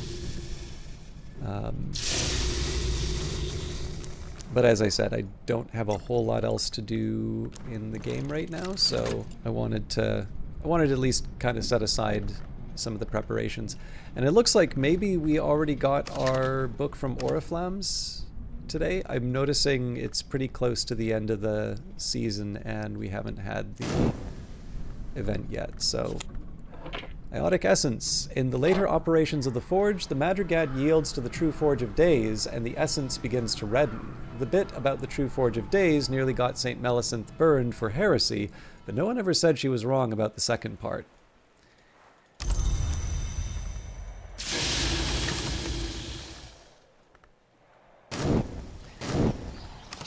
Okay, so I'm not going to hold off on... Like, in this case, we'll keep cycling through help with letters for the day. And this is just because we have to get through the day and do something. So I realize this isn't necessarily the most, lore-heavy part of the playthrough that I've been doing, but this is a chance for me to sort of speed things along, get to the next event, the next salon, and from there we'll have a little bit... excuse me. We'll have a little bit more to work with. Either we'll know that we have another guest that we need to satisfy their curiosity for on the affair of the particular Mystique, or we might be at a point where we can Oop, night has fallen. Dawn will come soon. I wonder if I did this too late. Hey, we got it.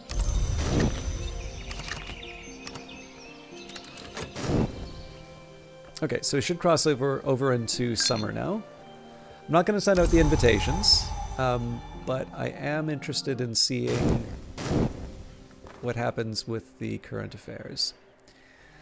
What's happening in the world beyond Brandkrug? What visitors will the season bring? We'll either draw a new incident, find a suitable visitor for the current incident, or retire the current incident if there are no visitors left for it. It does also potentially give me the opportunity to use the Avenue of Inquiry.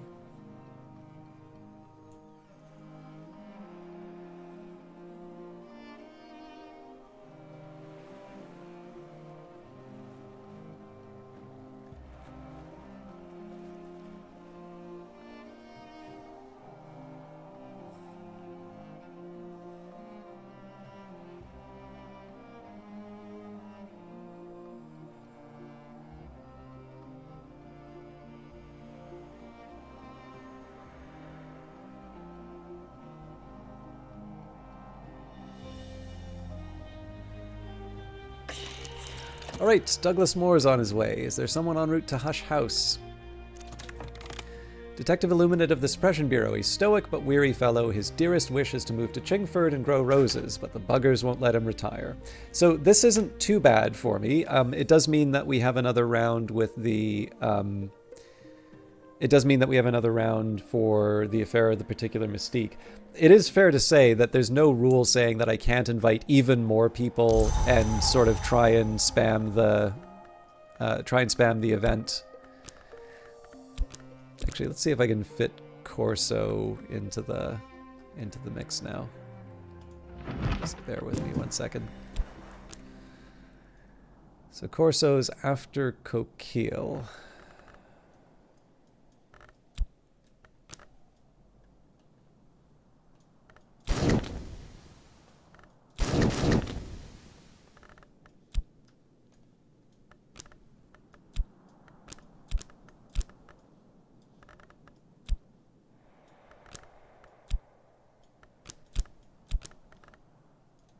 But yeah, so because Douglas isn't part of the group that I was going to have at the Salon, we'll help him with the Affair of the Particular Mystique. The Suppression Bureau has a growing interest in the recent fad for unconventional, often prophetic religious movements. No laws have been broken, nothing sinister has come to light. All these movements are comfortingly solar in nature, but there does seem to be something going on. Visitors with an interest in winter or lantern mysteries will want to talk about this. Lots of new churches and funny little sects out there at the moment, Librarian. We don't mind when they preach virtue, take a sharp interest when they promise hidden truth. Anyone starts talking about immortality, well, we can't have that, can we? So he'll want a lantern book. He's at 3 lanterns, so we should be able to... I think it was the Known Unknown Tantra was the... Nope, sorry, it was the one beside... There was definitely a 4 lantern that I kept giving everybody. Sunrise Awakenings. There's laws and laws and laws. One of the laws is that there can only be so many long in the world. It's mostly much higher ranks than me enforcing that one. Much higher, but I've been asked to look into it. Yep, it's all looking a bit longer. More long means more oniric hazard, more devouring spirits running around, and sooner or later, more crime of the sky. I don't know if you know what that is. I wish I didn't.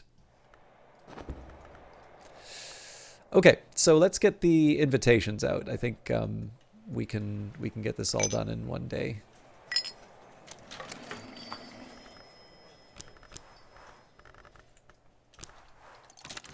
Stamp, envelope, send.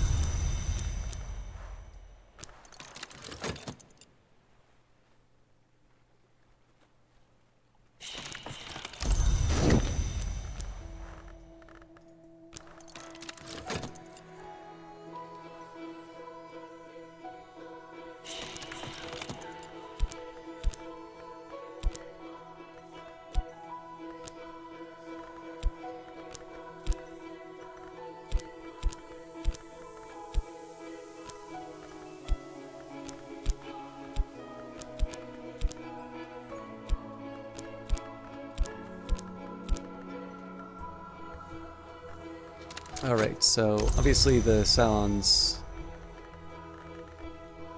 about a minute away. I can get the introductions for it done now, so we will be serving roast beef. Our fathers of old were robust, stout, and strong, and kept open house with good cheer all day long, which made their plump tenants rejoice in this song. Oh, the roast beef of old England, and old English roast beef. Henry Fielding, the Grub Street Opera. I was quite delighted. So I was not familiar with this patriotic song, but it was so Henry Fielding. I think I mentioned this on the wiki. If not, I'll take a quick second to bring it up. So there was a group called the Scriblerus Club. I'm curious if anybody's heard of them. I would assume that at least a couple people in the channel have. But I like Jonathan Swift, so it's always a chance for me to reference it. So the Scriblerus Club was an informal association of authors based in London that came together in the early 18th century. They were prominent figures in the Augustan age of English letters. The nucleus of the club included the satirists Jonathan Swift and Alexander Pope. Other members were John Gay, John Arbuthnot, Henry St. John, and Thomas Parnell. The group was founded in 1714 and lasted until the death of the founders, finally ending in 1745. Pope and Swift were two members whose reputations and work have had the most long-lasting influence. Working collaboratively, the group created the persona of Martinus Scriblerus, through whose writings they accomplished their satirical aims. Very little of this material, however, was published until the 1740s. Robert Harley, the first Earl of Oxford and Mortimer, occasionally joined the club for meetings, though he is not known to have contributed to their literary output. He, along with Henry St. John, 1st Viscount Bolingbroke, contributed to the literary productions of the club. The club began as an effort to satirize the abuses of learning wherever they might be found, which led to the Memoirs of Martinus Scriblerus, the second edition of Pope's the Dunciad. I don't know if it's Dunciad or Dunciad, but also contains work attributed to Martinus Scriblerus. Richard Owen Cambridge wrote a mock epic poem, the Scribleriad, where the hero is Martinus Scriblerus, and Henry Fielding's play The Welsh Opera is presented as a tribute to the Scriblerians. Fielding's pen name was Scriblerus Secundus, and if we go and find the Grub Street Opera,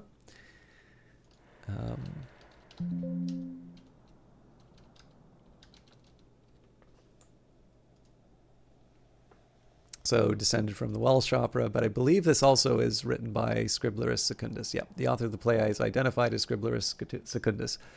So I wasn't familiar with, excuse me, the Grub Street Opera, except for this game. But obviously the connection to the Scriblerus Club was a lot of fun for me. The other one that actually caught my attention, I did know about John Gay. And if we've got the Beggar's Opera here, so this wound up having its own kind of interesting. It's a few different ways in which it has its own influence. Now there is one thing that I quite liked here. I didn't know about this origin. So the original idea for the opera came from Jonathan Swift, who wrote to Alexander Pope on the 30th of August, 1716, asking, "What think you of a Newgate pastoral among the thieves and whores there?" Their friend Gay decided that it would be a satire rather than a pastoral opera. And then for the original production in 1728, Gay intended all the songs to be sung without any accompaniment, adding to the shocking and gritty atmosphere of his conception. However, a week or so before opening night, John Rich, the theater director, insisted on having Johann Christoph Pepusch, a composer associated with his theater, write a formal French overture based on two of the songs in the opera, including a fugue based on Lucy's third act song, I'm Like a Skiff on the Ocean Tossed, and also to arrange the 69 songs. Although there is no external evidence of who the arranger was, inspection of the original 1729 score formally published by Dover Books demonstrates that Pepusch was the arranger. So yeah, obviously, anytime I see a Jonathan Swift reference, that makes me happy. But this actually inspired a play and then a related book. And this one actually came up because I had quoted something that Alan Moore said in response to some criticism of his work Century. So in it, he sort of tries to defend. I think basically the criticism that he was given for it was that it's basically his version of sort of saying it was all old fields here once. And he was basically I think the way he describes it is that he says that he actually calls it the Beggar's Opera. But in this case, there's the Beggar's Opera and then there's the Threepenny Opera. And so far as I can tell, he is referring to the Threepenny Opera. Basically, he says that, the Threepenny Opera was a, major cultural event in, here it says 1928. That the film, it has Mick Jagger in it, Performance, was sort of a major cultural event of the 1970s. And then he points to Harry Potter, which would have been a bit more, well, I mean, obviously it's still contemporary, but it would definitely have been closer to the time that that Century was written, as another major cultural event. And he says that if you plot those on a graph, the line isn't going up. Now, you may or may not agree. Obviously, I'd only heard of Performance because of the Alan Moore comic. But I think the thing that I think what I do actually agree a little bit more with the point that he's making, which is not necessarily to say that sort of modern culture is all bad or they aren't highlights, but that there is definitely a tendency towards repetition. And I will confess, I do tend to find when you look at advice that people give to creative people, it's not always what I would personally think is the most productive towards sort of original and interesting works. If not explicitly, it definitely seems to push towards, look for what's selling, look for what's doing well. And I think to a certain extent, if you're talking about video games, you can make an argument that something that requires this amount of investment, you do want to be conscious of the audience's, of their tastes and their willingness to go for certain things. So, I don't know, like, you can have a monopoly on being Indonesian Texan fusion, right? You can have that market entirely to yourself, but if people aren't going to turn around and look at that and say, I never knew I wanted, this kind of a meal, it doesn't mean anything. You're not going to get a return on your investment, assuming that that's your goal. Obviously, a lot of creative expression is not necessarily just for a financial return, although, I'd say for most of us, we do need to do something to keep a roof over our heads.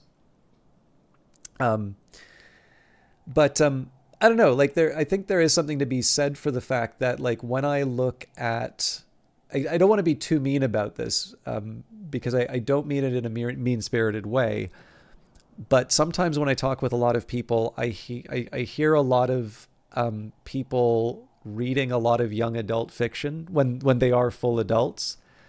And there's definitely a very strong tendency to write young adult fiction. And I think there's a reasonable argument for some of those people. That's because that's what they're reading and that's what they're interested in, which is fair enough. I mean, the thing I would say about that is that, we already kind of have enough comic book stories, and we have enough very simple, uncomplicated morality plays, that it might be nice to move a little bit beyond something like that. again, not trying to.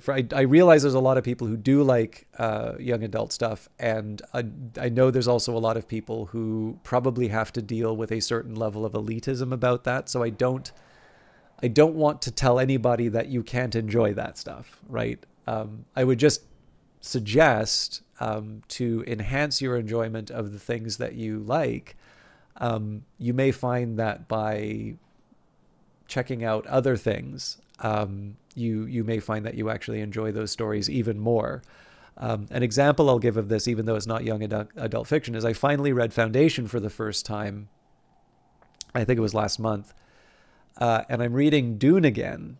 And I have such a tremendous appreciation for what Dune is trying to do, having now read Foundation, that I wasn't clear on when I first read it. Of course, I also first read Dune in middle school, so that's, it's been a while as well. But being able to appreciate the context in which,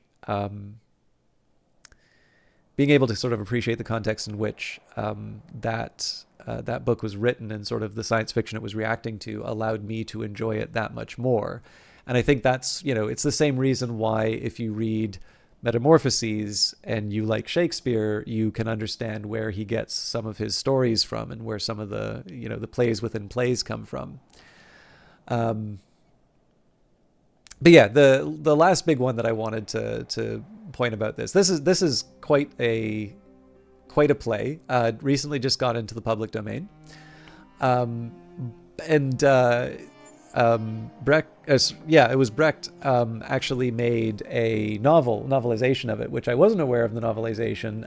I found it in a used bookstore a few months ago. But a couple of these have actually also become jazz standards. So the Ballad of Mac the Knife, I actually got to hear that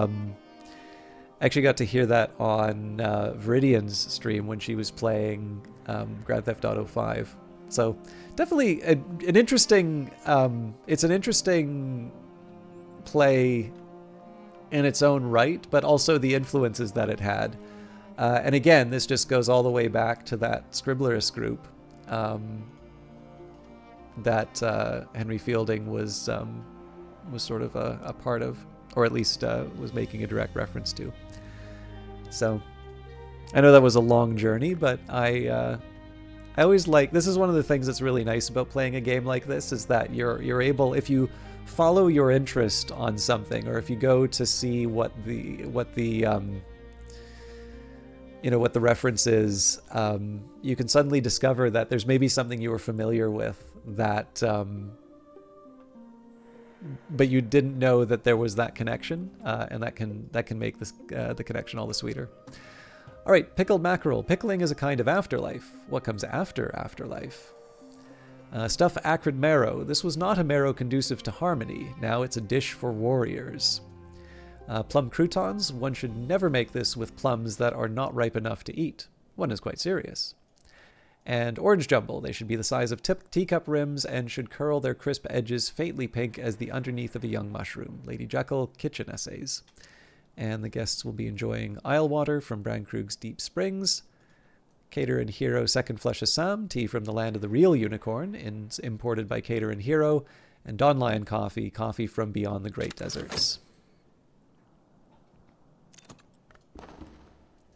Did Igdistis receive my invitation? So of course we're just hitting midday now, so I wouldn't expect too much in terms of being able to get the I don't know. I'm not holding out too much hope to. I really shouldn't have rearranged those invitations. Let me just redo that. I want to keep them in some kind of order just so that I can.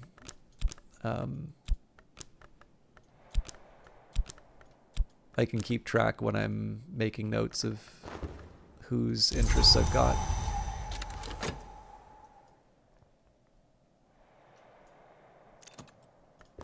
I'll do the review of what the guests have found next. But yeah, I know at the end of the salon last time, I think we were if I had prepared better, we would have been able to level things up. But again, we're going to have a whole season ahead of us before the...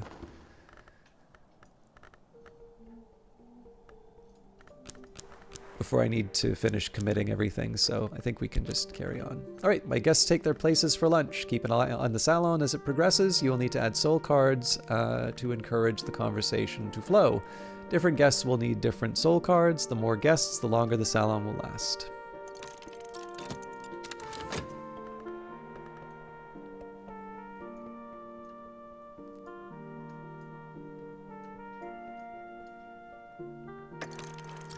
Lunch and supper last longer than less formal salons, allowing an extra interaction between you and your guests.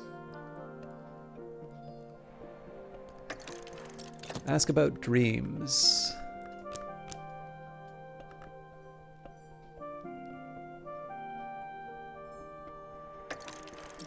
Arthur has been describing the mirror mazes of the Labyrinth of Lions to a smiling Azita, but now he seems to grow suspicious of her motives in questioning him, and he withdraws. One thing I did forget to do that is actually rather important here. I'm going to just pause the salon and write this down now. I did want to get all my guests' interests down, because I may not have that when it ends. So, Aladim is Rose and Scale.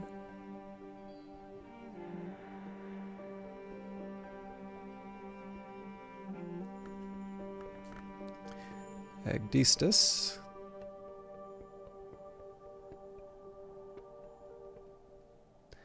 is Sky and Heart.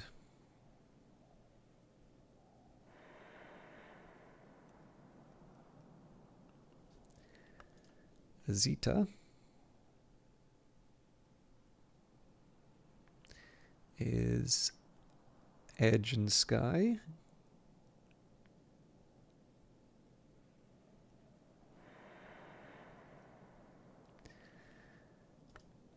Lala is Edge and Rose.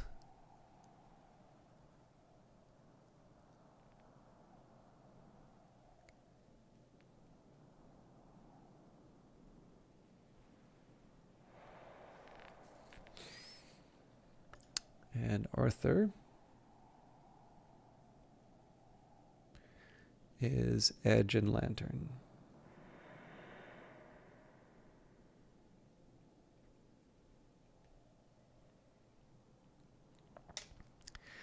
Okay, so I'm going to make my life a little more easy here. So Agdistus we've got down, Aladim we have down, Arthur Moore we have down, Peel we have down, Azita, Kaima, Kokil we do not. So I'm going to make an entry for her.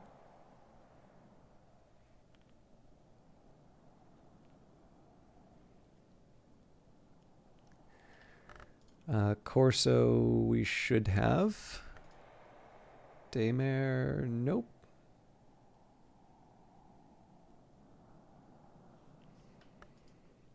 Douglas we do. Eason we don't, I believe.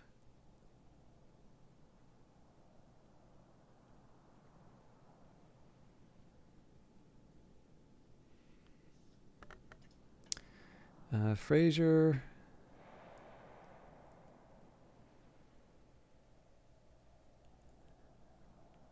Hokebald.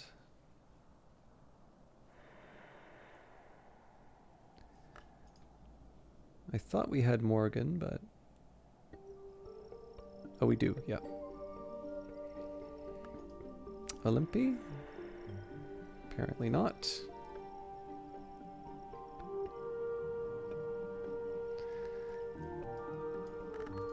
Serena... Nope.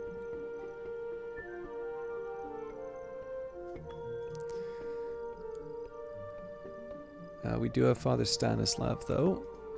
Yvette we should also have. Yeah, Moon and Winter. And Zachary, Knock and Winter. I'm a little surprised by the Knock, actually. Okay, so 1, 2, 3, 4, 5, 6, 7...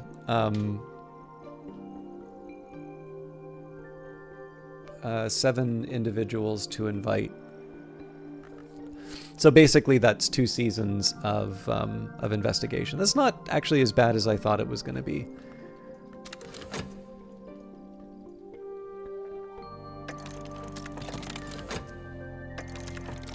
Spice up the conversation.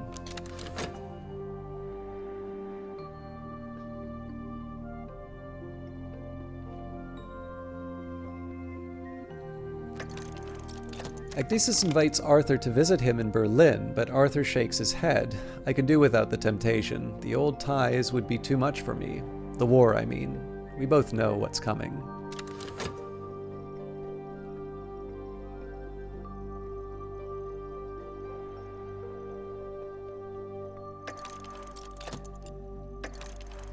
Instinct and emotion. Add the tryst card.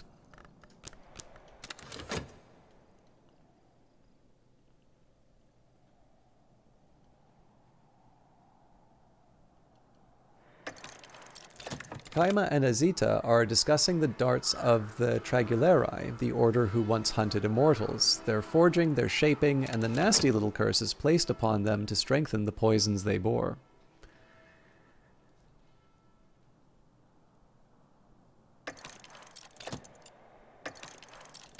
Ask about dreams. Add a Fet card.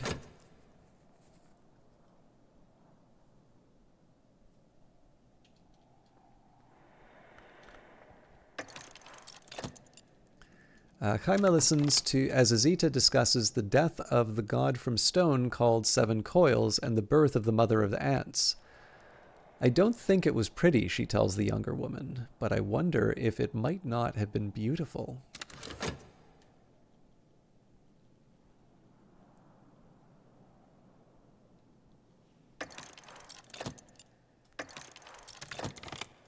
Inject a little gaiety. Add the core card.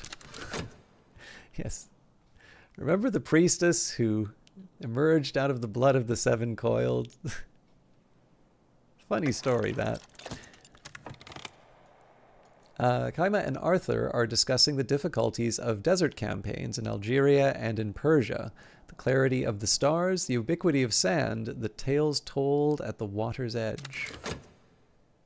Sand stories. I should be reading what lessons come out of. I've internally have been reading it, but I should be reading out loud what lessons they give, because that does actually provide a little bit more context to what's being discussed. Spice up the conversation. Add an Arab card.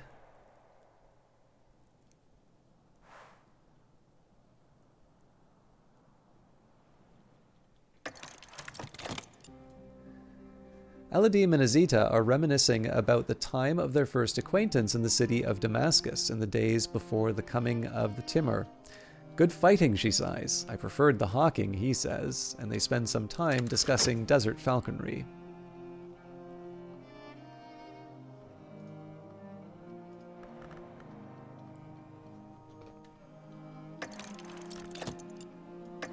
A lively meal concludes. My guests leave happy. You've gained an additional potent memory. Oh yeah, so we'll probably get the curious hunch again. Shocker!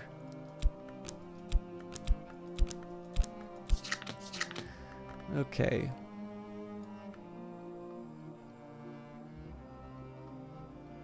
Yeah, so turns out I could have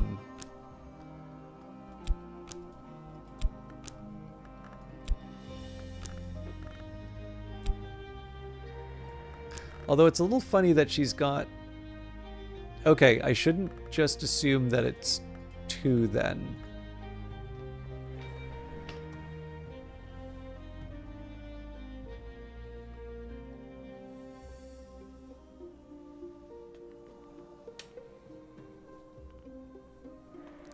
So a little bit of a shame that we lost Arthur Moore, but... Okay, there's the lively salon indicator, so satisfaction, memory, curious hunch. And we have furs and feathers, sand stories, edicts martial, sharps, auroral contemplations, and glazery and lightsmithing. So one small drawback for this is that it is actually going to take... Yeah, the salons are really really a lot of fun. I know it took me a little bit to be able to do them because, of course, the limited number of elements of the soul, and then also the, for me, the limited number of the limited number of elements of the soul, but also the speed at which I could do the cooking and such. So it definitely took me a while to get there. And even in the YouTube playthrough, it's a little bit of a question mark. But it really is worth it. It's actually one of the reasons why I'm not like I would like to sort of put an end to this playthrough just so that I can say, it's done and now we're focusing on the YouTube one. But I do like the fact that there's a little bit of a journey to go still, just because, especially now that I'm doing this approach of trying to learn everybody's new interests, it does give me a little bit of a fun challenge to, or not a fun challenge, but it does give me a fun opportunity to sort of hear more about what they're up to. Now, I'm sorry to do this. If you can excuse me, I'm going to take another very small break. I've more or less, I'm okay for tea, but I do need a little bit more water. And really, my stomach has not been feeling great, basically, since the start of the stream. So I'm going to take basically a small break just to get myself together again. We don't have that much more time left in the broadcast, so I'll try to keep it something of a shorter one. But I could just use a moment to, to just stretch out and try and get a little more comfortable, to be honest. So I'll be trying to be back as soon as I can, but of course now is a good time for you to get up, have a stretch, and otherwise take care of yourself while I am also recovering. I'll see you all in a little bit.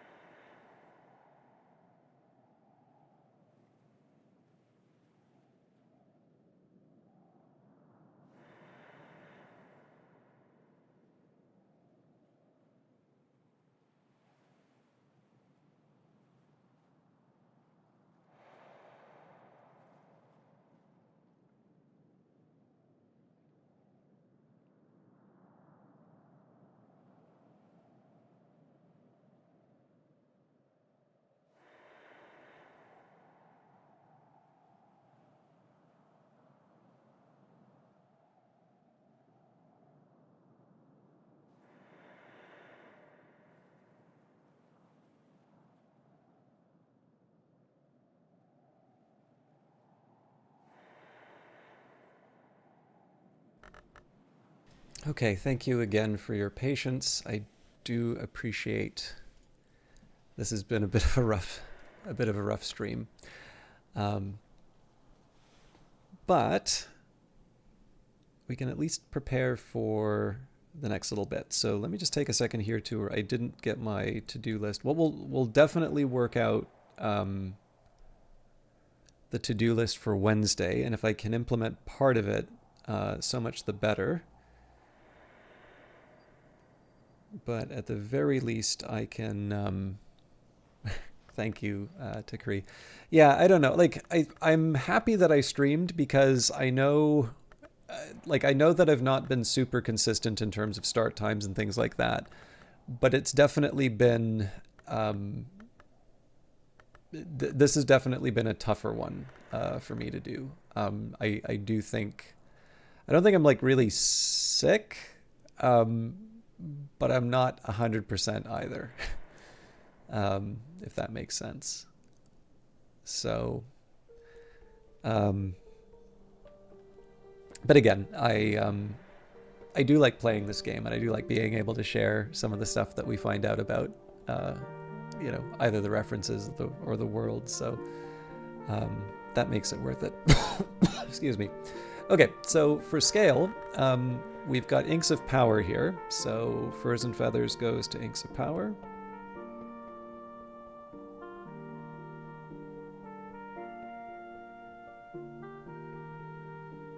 And as I say every season, the logic behind this is that we're just sort of raising the floor of the skills that we have. In truth, we haven't really needed to make a whole lot of things. But there's two things that are nice about raising the floor. So number one, some of those skills that maybe I use a bit less. So for instance, I'm going to use Edict's Martial for a lot of things because, having a chance to make a Wormwood Dream or a, for Forbidden Epic or something like that. That's really strong. And that's kind of, if not uniquely, I think maybe the Epic is unique to the Edict's Martial, but it definitely makes some powerful stuff quite easy to do. So with that in mind, it's nice to be like, I'll use that frequently just because it lets me do what I need to do. But it does mean that if I get too comfortable using like a level 9 Edict's Martial, it'll mean that something like Pearl and Tide or Sand Stories doesn't get used that often. So the nice thing about raising the floor is that when I go, even if I'm just like trying to make something with Sand Stories, I'll have, I'll be guaranteed that first level of whatever I'm making, like without any effort at all. And the likelihood that I'm going to run into one of those other materials that I need is actually quite high.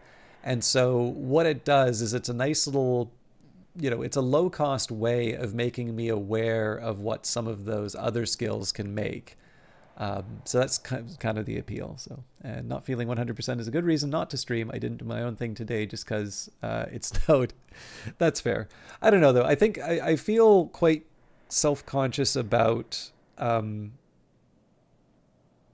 inconsistent start. And I don't like the fact that I keep referencing to them, but seemingly don't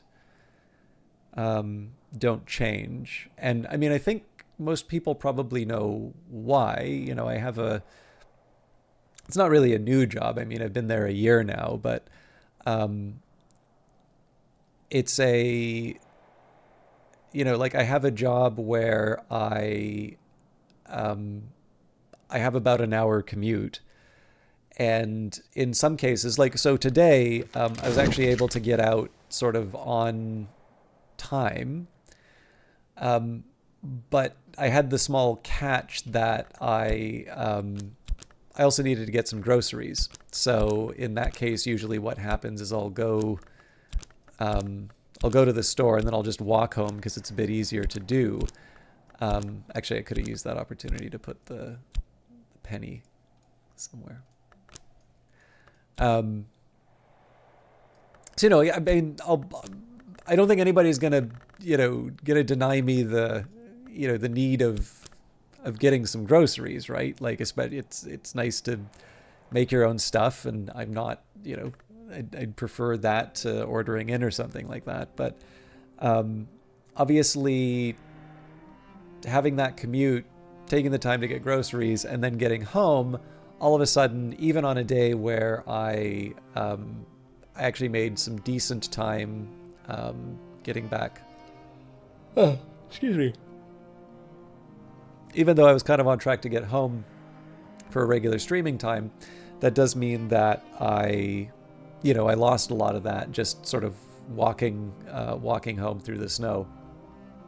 And I kind of get it. Like it was maybe not the best analogy, but I remember getting along quite well with a couple of streamers, and then all of a sudden I don't hear from them again. And I mean, it's not the best feeling in the world, right? Like, obviously not every friendship or not every association is going to be infinitely lived. But there was definitely a couple of times with people where it didn't feel great, that it sort of felt like the association was kind of taken for granted. And while I think there's a difference in terms of how a stream works, I am kind of aware of the fact that there are people who subscribe to the channel, and there are people who, I'm happy to see stop by, and if I can, it would be nice to sort of be consistent enough to keep people going. But again, there's other practicalities too. I mean, streaming is just weird, right? Like, there's a perfect example of one where it's like somebody who, I'll be happy to see inside of the channel. And, one day they wind up backseating. And, like, obviously that's not great for me. It's definitely something that sort of throws me off my game. But it happens. And the thing is, like, I won't be happy about it. I'll express that I'm not happy about it. But it doesn't need to be an extended thing, right? It can just be, okay, it's been said, I don't want this thing to happen again, and move on. But I am aware that each time that happens, someone potentially doesn't come back to the stream. And that has happened a couple of times. And, there is a side of me too that wishes that I could do it somehow differently. The only thing is that whenever I've done it any other way, it's always resulted in conditions that really make me not want to stream. So, it's kind of, for me, the lesser of the two evils, I suppose. But yeah, it's to me, it's sort of the give and the take, right? Where I'll have, a few expectations just in terms of, what I would think is appropriate conduct. And, they're all fairly common sense ones, right? I'd like to play the game for myself. I'd like people to sort of be respectful. I ideally don't have people sort of being unkind to each other in chat. Or at the very least, I sort of feel like any kind of moderation should be something that's, left to me. But for the most part, I mean, hopefully people can be themselves. So, like I said, it's kind of just this idea that if there's going to be, if I'm going to have a set of expectations, then I think it's, turnabout is fair play. I think it's fair for an audience to have certain expectations about me. Like, if I say I'm going to be doing something, I should probably do it. Or at the very least, if I don't think I'm going to be available, I try and communicate that as early as possible. So yeah, with that in mind, I do feel a little bit, it does feel, I don't want to say like it's required or a necessity, but I do feel a certain responsibility to make sure that if I can put the effort in, that I do show up and do a show. If I kind of knew that I'd be feeling like this at the start, I might have called it. But what I'll try and do is make sure that I get a proper sleep tonight, and we'll make sure that Wednesday's a good one. Okay, so Sand Stories will level itself up, and then Edict's Marshal can work for Pearl and Tide.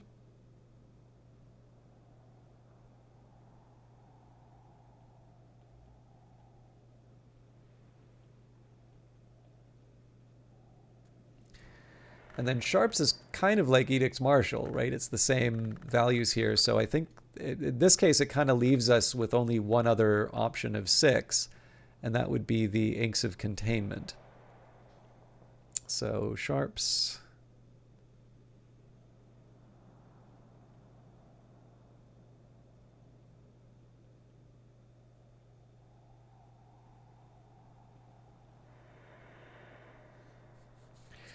So the Auroral Contemplations, I think it's going to be like Glazier and Lightsmithing. I think both of those are going to be a little bit of a challenge. So got a few 7s. So looks like Disciplines of the Hammer.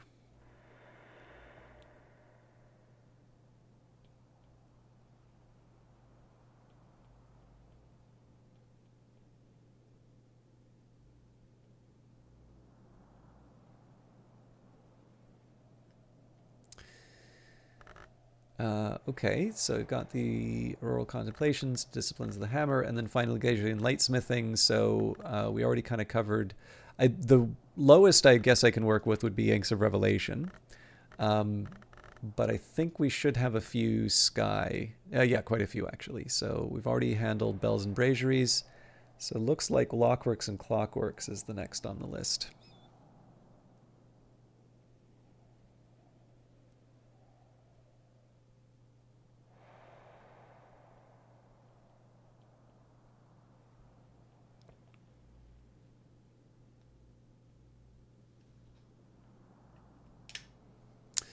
Okay, so that gives me something to work with.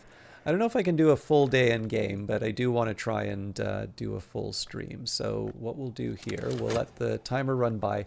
I don't really have anything to try and save, so we'll just let that do its thing. I already have my guest list for the next Salon, so that's going to be Coquille, Dagmar, Eason, Fraser... Coquille, Dagmar, Ethan, Fraser, Strathcoin, and Hokebald. Yep. And then Olympia and Serena are the last 2. Although I suppose I could try... So actually, if I made... Yeah, actually, so if I made Dagmar and Coquille...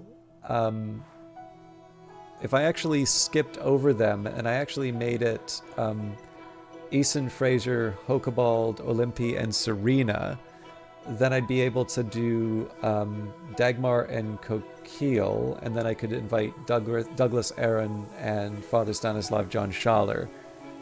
So I think that's a slightly better guest list.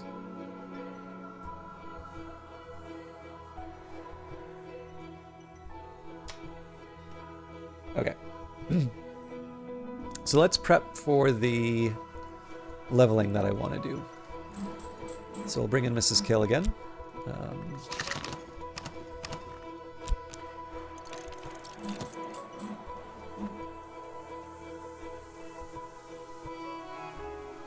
And I can... Sorry, gotta erase some of the surplus that I had.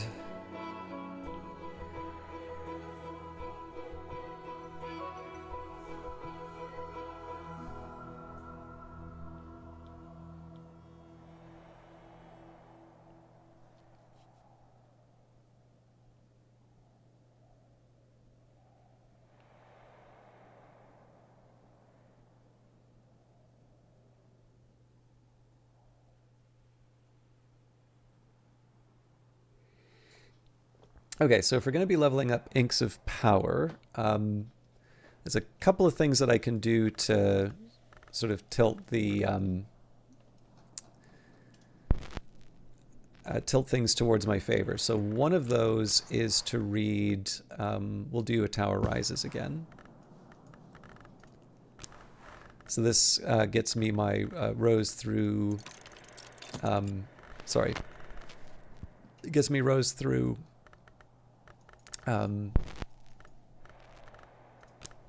Through the Confounding Parables. And then I can also use the fear, which will get me the scale. So in this case, that frees up 2 desks for me to work with. Let me just recall. Okay, so we need 4 more. I don't believe we have anything from the films that can help me. So basically, Revelations is a lantern and Foresight is lantern and forge. So I can't see that working for me. But we should be able to handle... So Secret Thresholds, for instance, works. Now we have to use Temptation of Architecture because we've already used up the VAC. That should bring us up to 3 of the 6.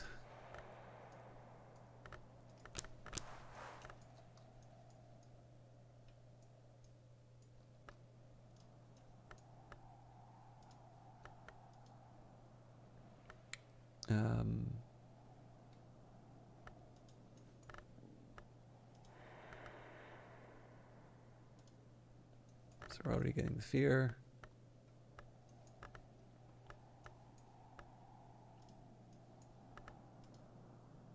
Okay, gossip helps. Oh, but we can't do 5 creations.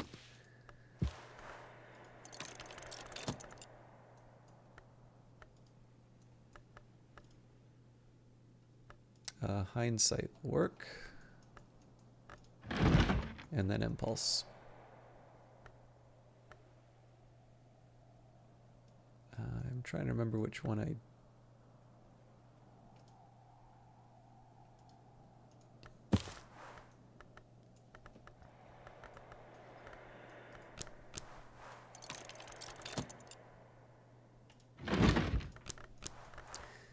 Okay, and then intuition, I actually don't remember which of these we're doing, so I guess I'll read Concursum Diaries again.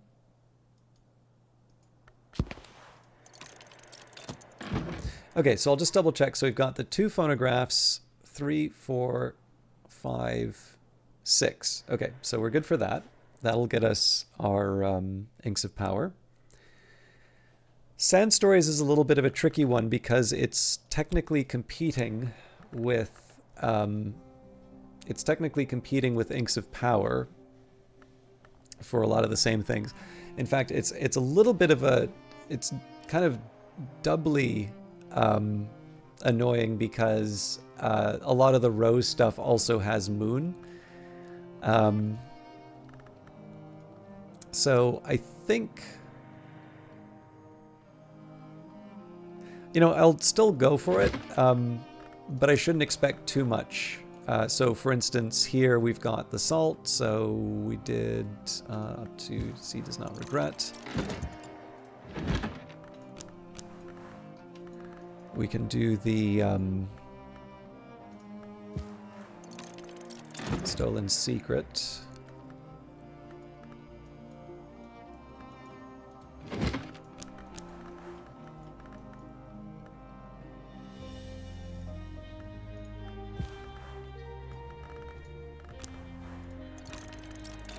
So I'm just kind of gobbling up whatever moon memories I can get my hands on that we aren't already using.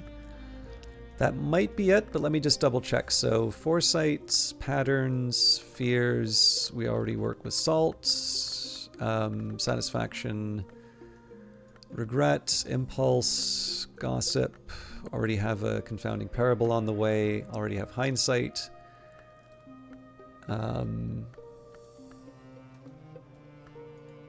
Yeah, so I don't see any more moon out of these texts.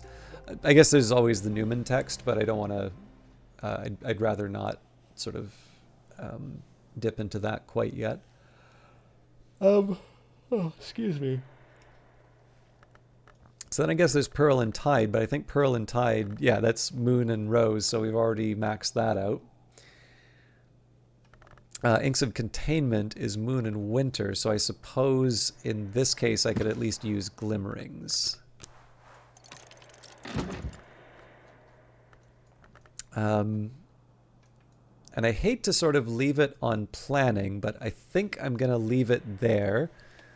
just because we are close to the 3-hour mark, and like I said, I haven't been feeling 100%, so it wouldn't be a bad idea for me to just try and get a proper night's sleep before I make things worse. But thank you everybody for watching. What I'm expecting for the next little while, again, if I really get desperate, I can just sit down and plan this out on the wiki, but we've got this far without it. I want to see, I want to see this through on my own. But what we should be able to do over, I'd say maybe at most 2 days, we should be able to level up these various skills. So I believe there's 6 of them. Yeah. And they're going either 6 to 7 or 7 to 8. After that, I'll wait for the Oriflamme's text. So the Oriflamme's text, I suppose at most could get me 3 lessons. Usually in practice, it's just 1. But again, it depends on what books we don't have. There's definitely quite a few books that I've not gotten in this playthrough. So that's going to be sort of the next thing that holds, it doesn't hold things up, but it will sort of mean that I do sort of a similar kind of planning here. And then after all that's done, what I'll do is I'll write a set of invitations for the next salon. So that will be Eason, Fraser, Hokebald, Olympi, and Serena. I'll, of course, prepare the food for them. You'll probably notice that I've been drawing down on the different food items that are in the house. It's mostly just to kind of try and reduce the clutter. So like when I have the opportunity, it would be nice to, it'd be nice to use some of the food that I've made here. And then once I start sort of running out, that's a time for me to say, okay, well, I'm going to use the plums and we'll make, plum croutons, let's say. Or, I mean, they work as a first course on their own anyway. Another alternative, once we start sort of really drawing down the resources that we have, we should be, using things like the apples, making some meringues, or just generally we'd be using this to turn the raw resources into things that we can use for the salons. I don't think it's really going to get to a point where we fully empty all of the shelves, but I don't know, like it would be kind of nice if the Kukabit Bridge didn't look like this. And I figure there's just a couple of things that I can do to try and get a few of the rooms opened again. What'll be nice is, having the Hall of Voice. I think it's the Hall of Voices, the Refectory, and the Hall of Division. I think each of those allow me to host some kind of a dinner. Lunch or dinner, so those are ones I'd kind of like to have back because of space. But again, all of that will be handled in upcoming episodes, and the biggest one, of course, is once we start. I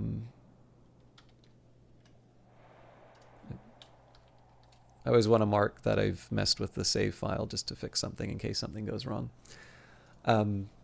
But yeah, the big thing I'm looking forward to, of course, is getting another inspired member of the Lighthouse Institute, and then seeing if my hypothesis about pushing forward the events works. So, before we go, let's see if I can... Who can I host?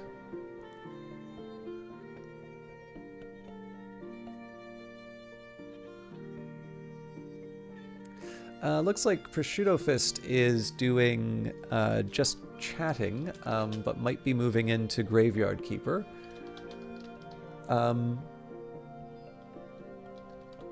So I'm going to leave you in her capable hands.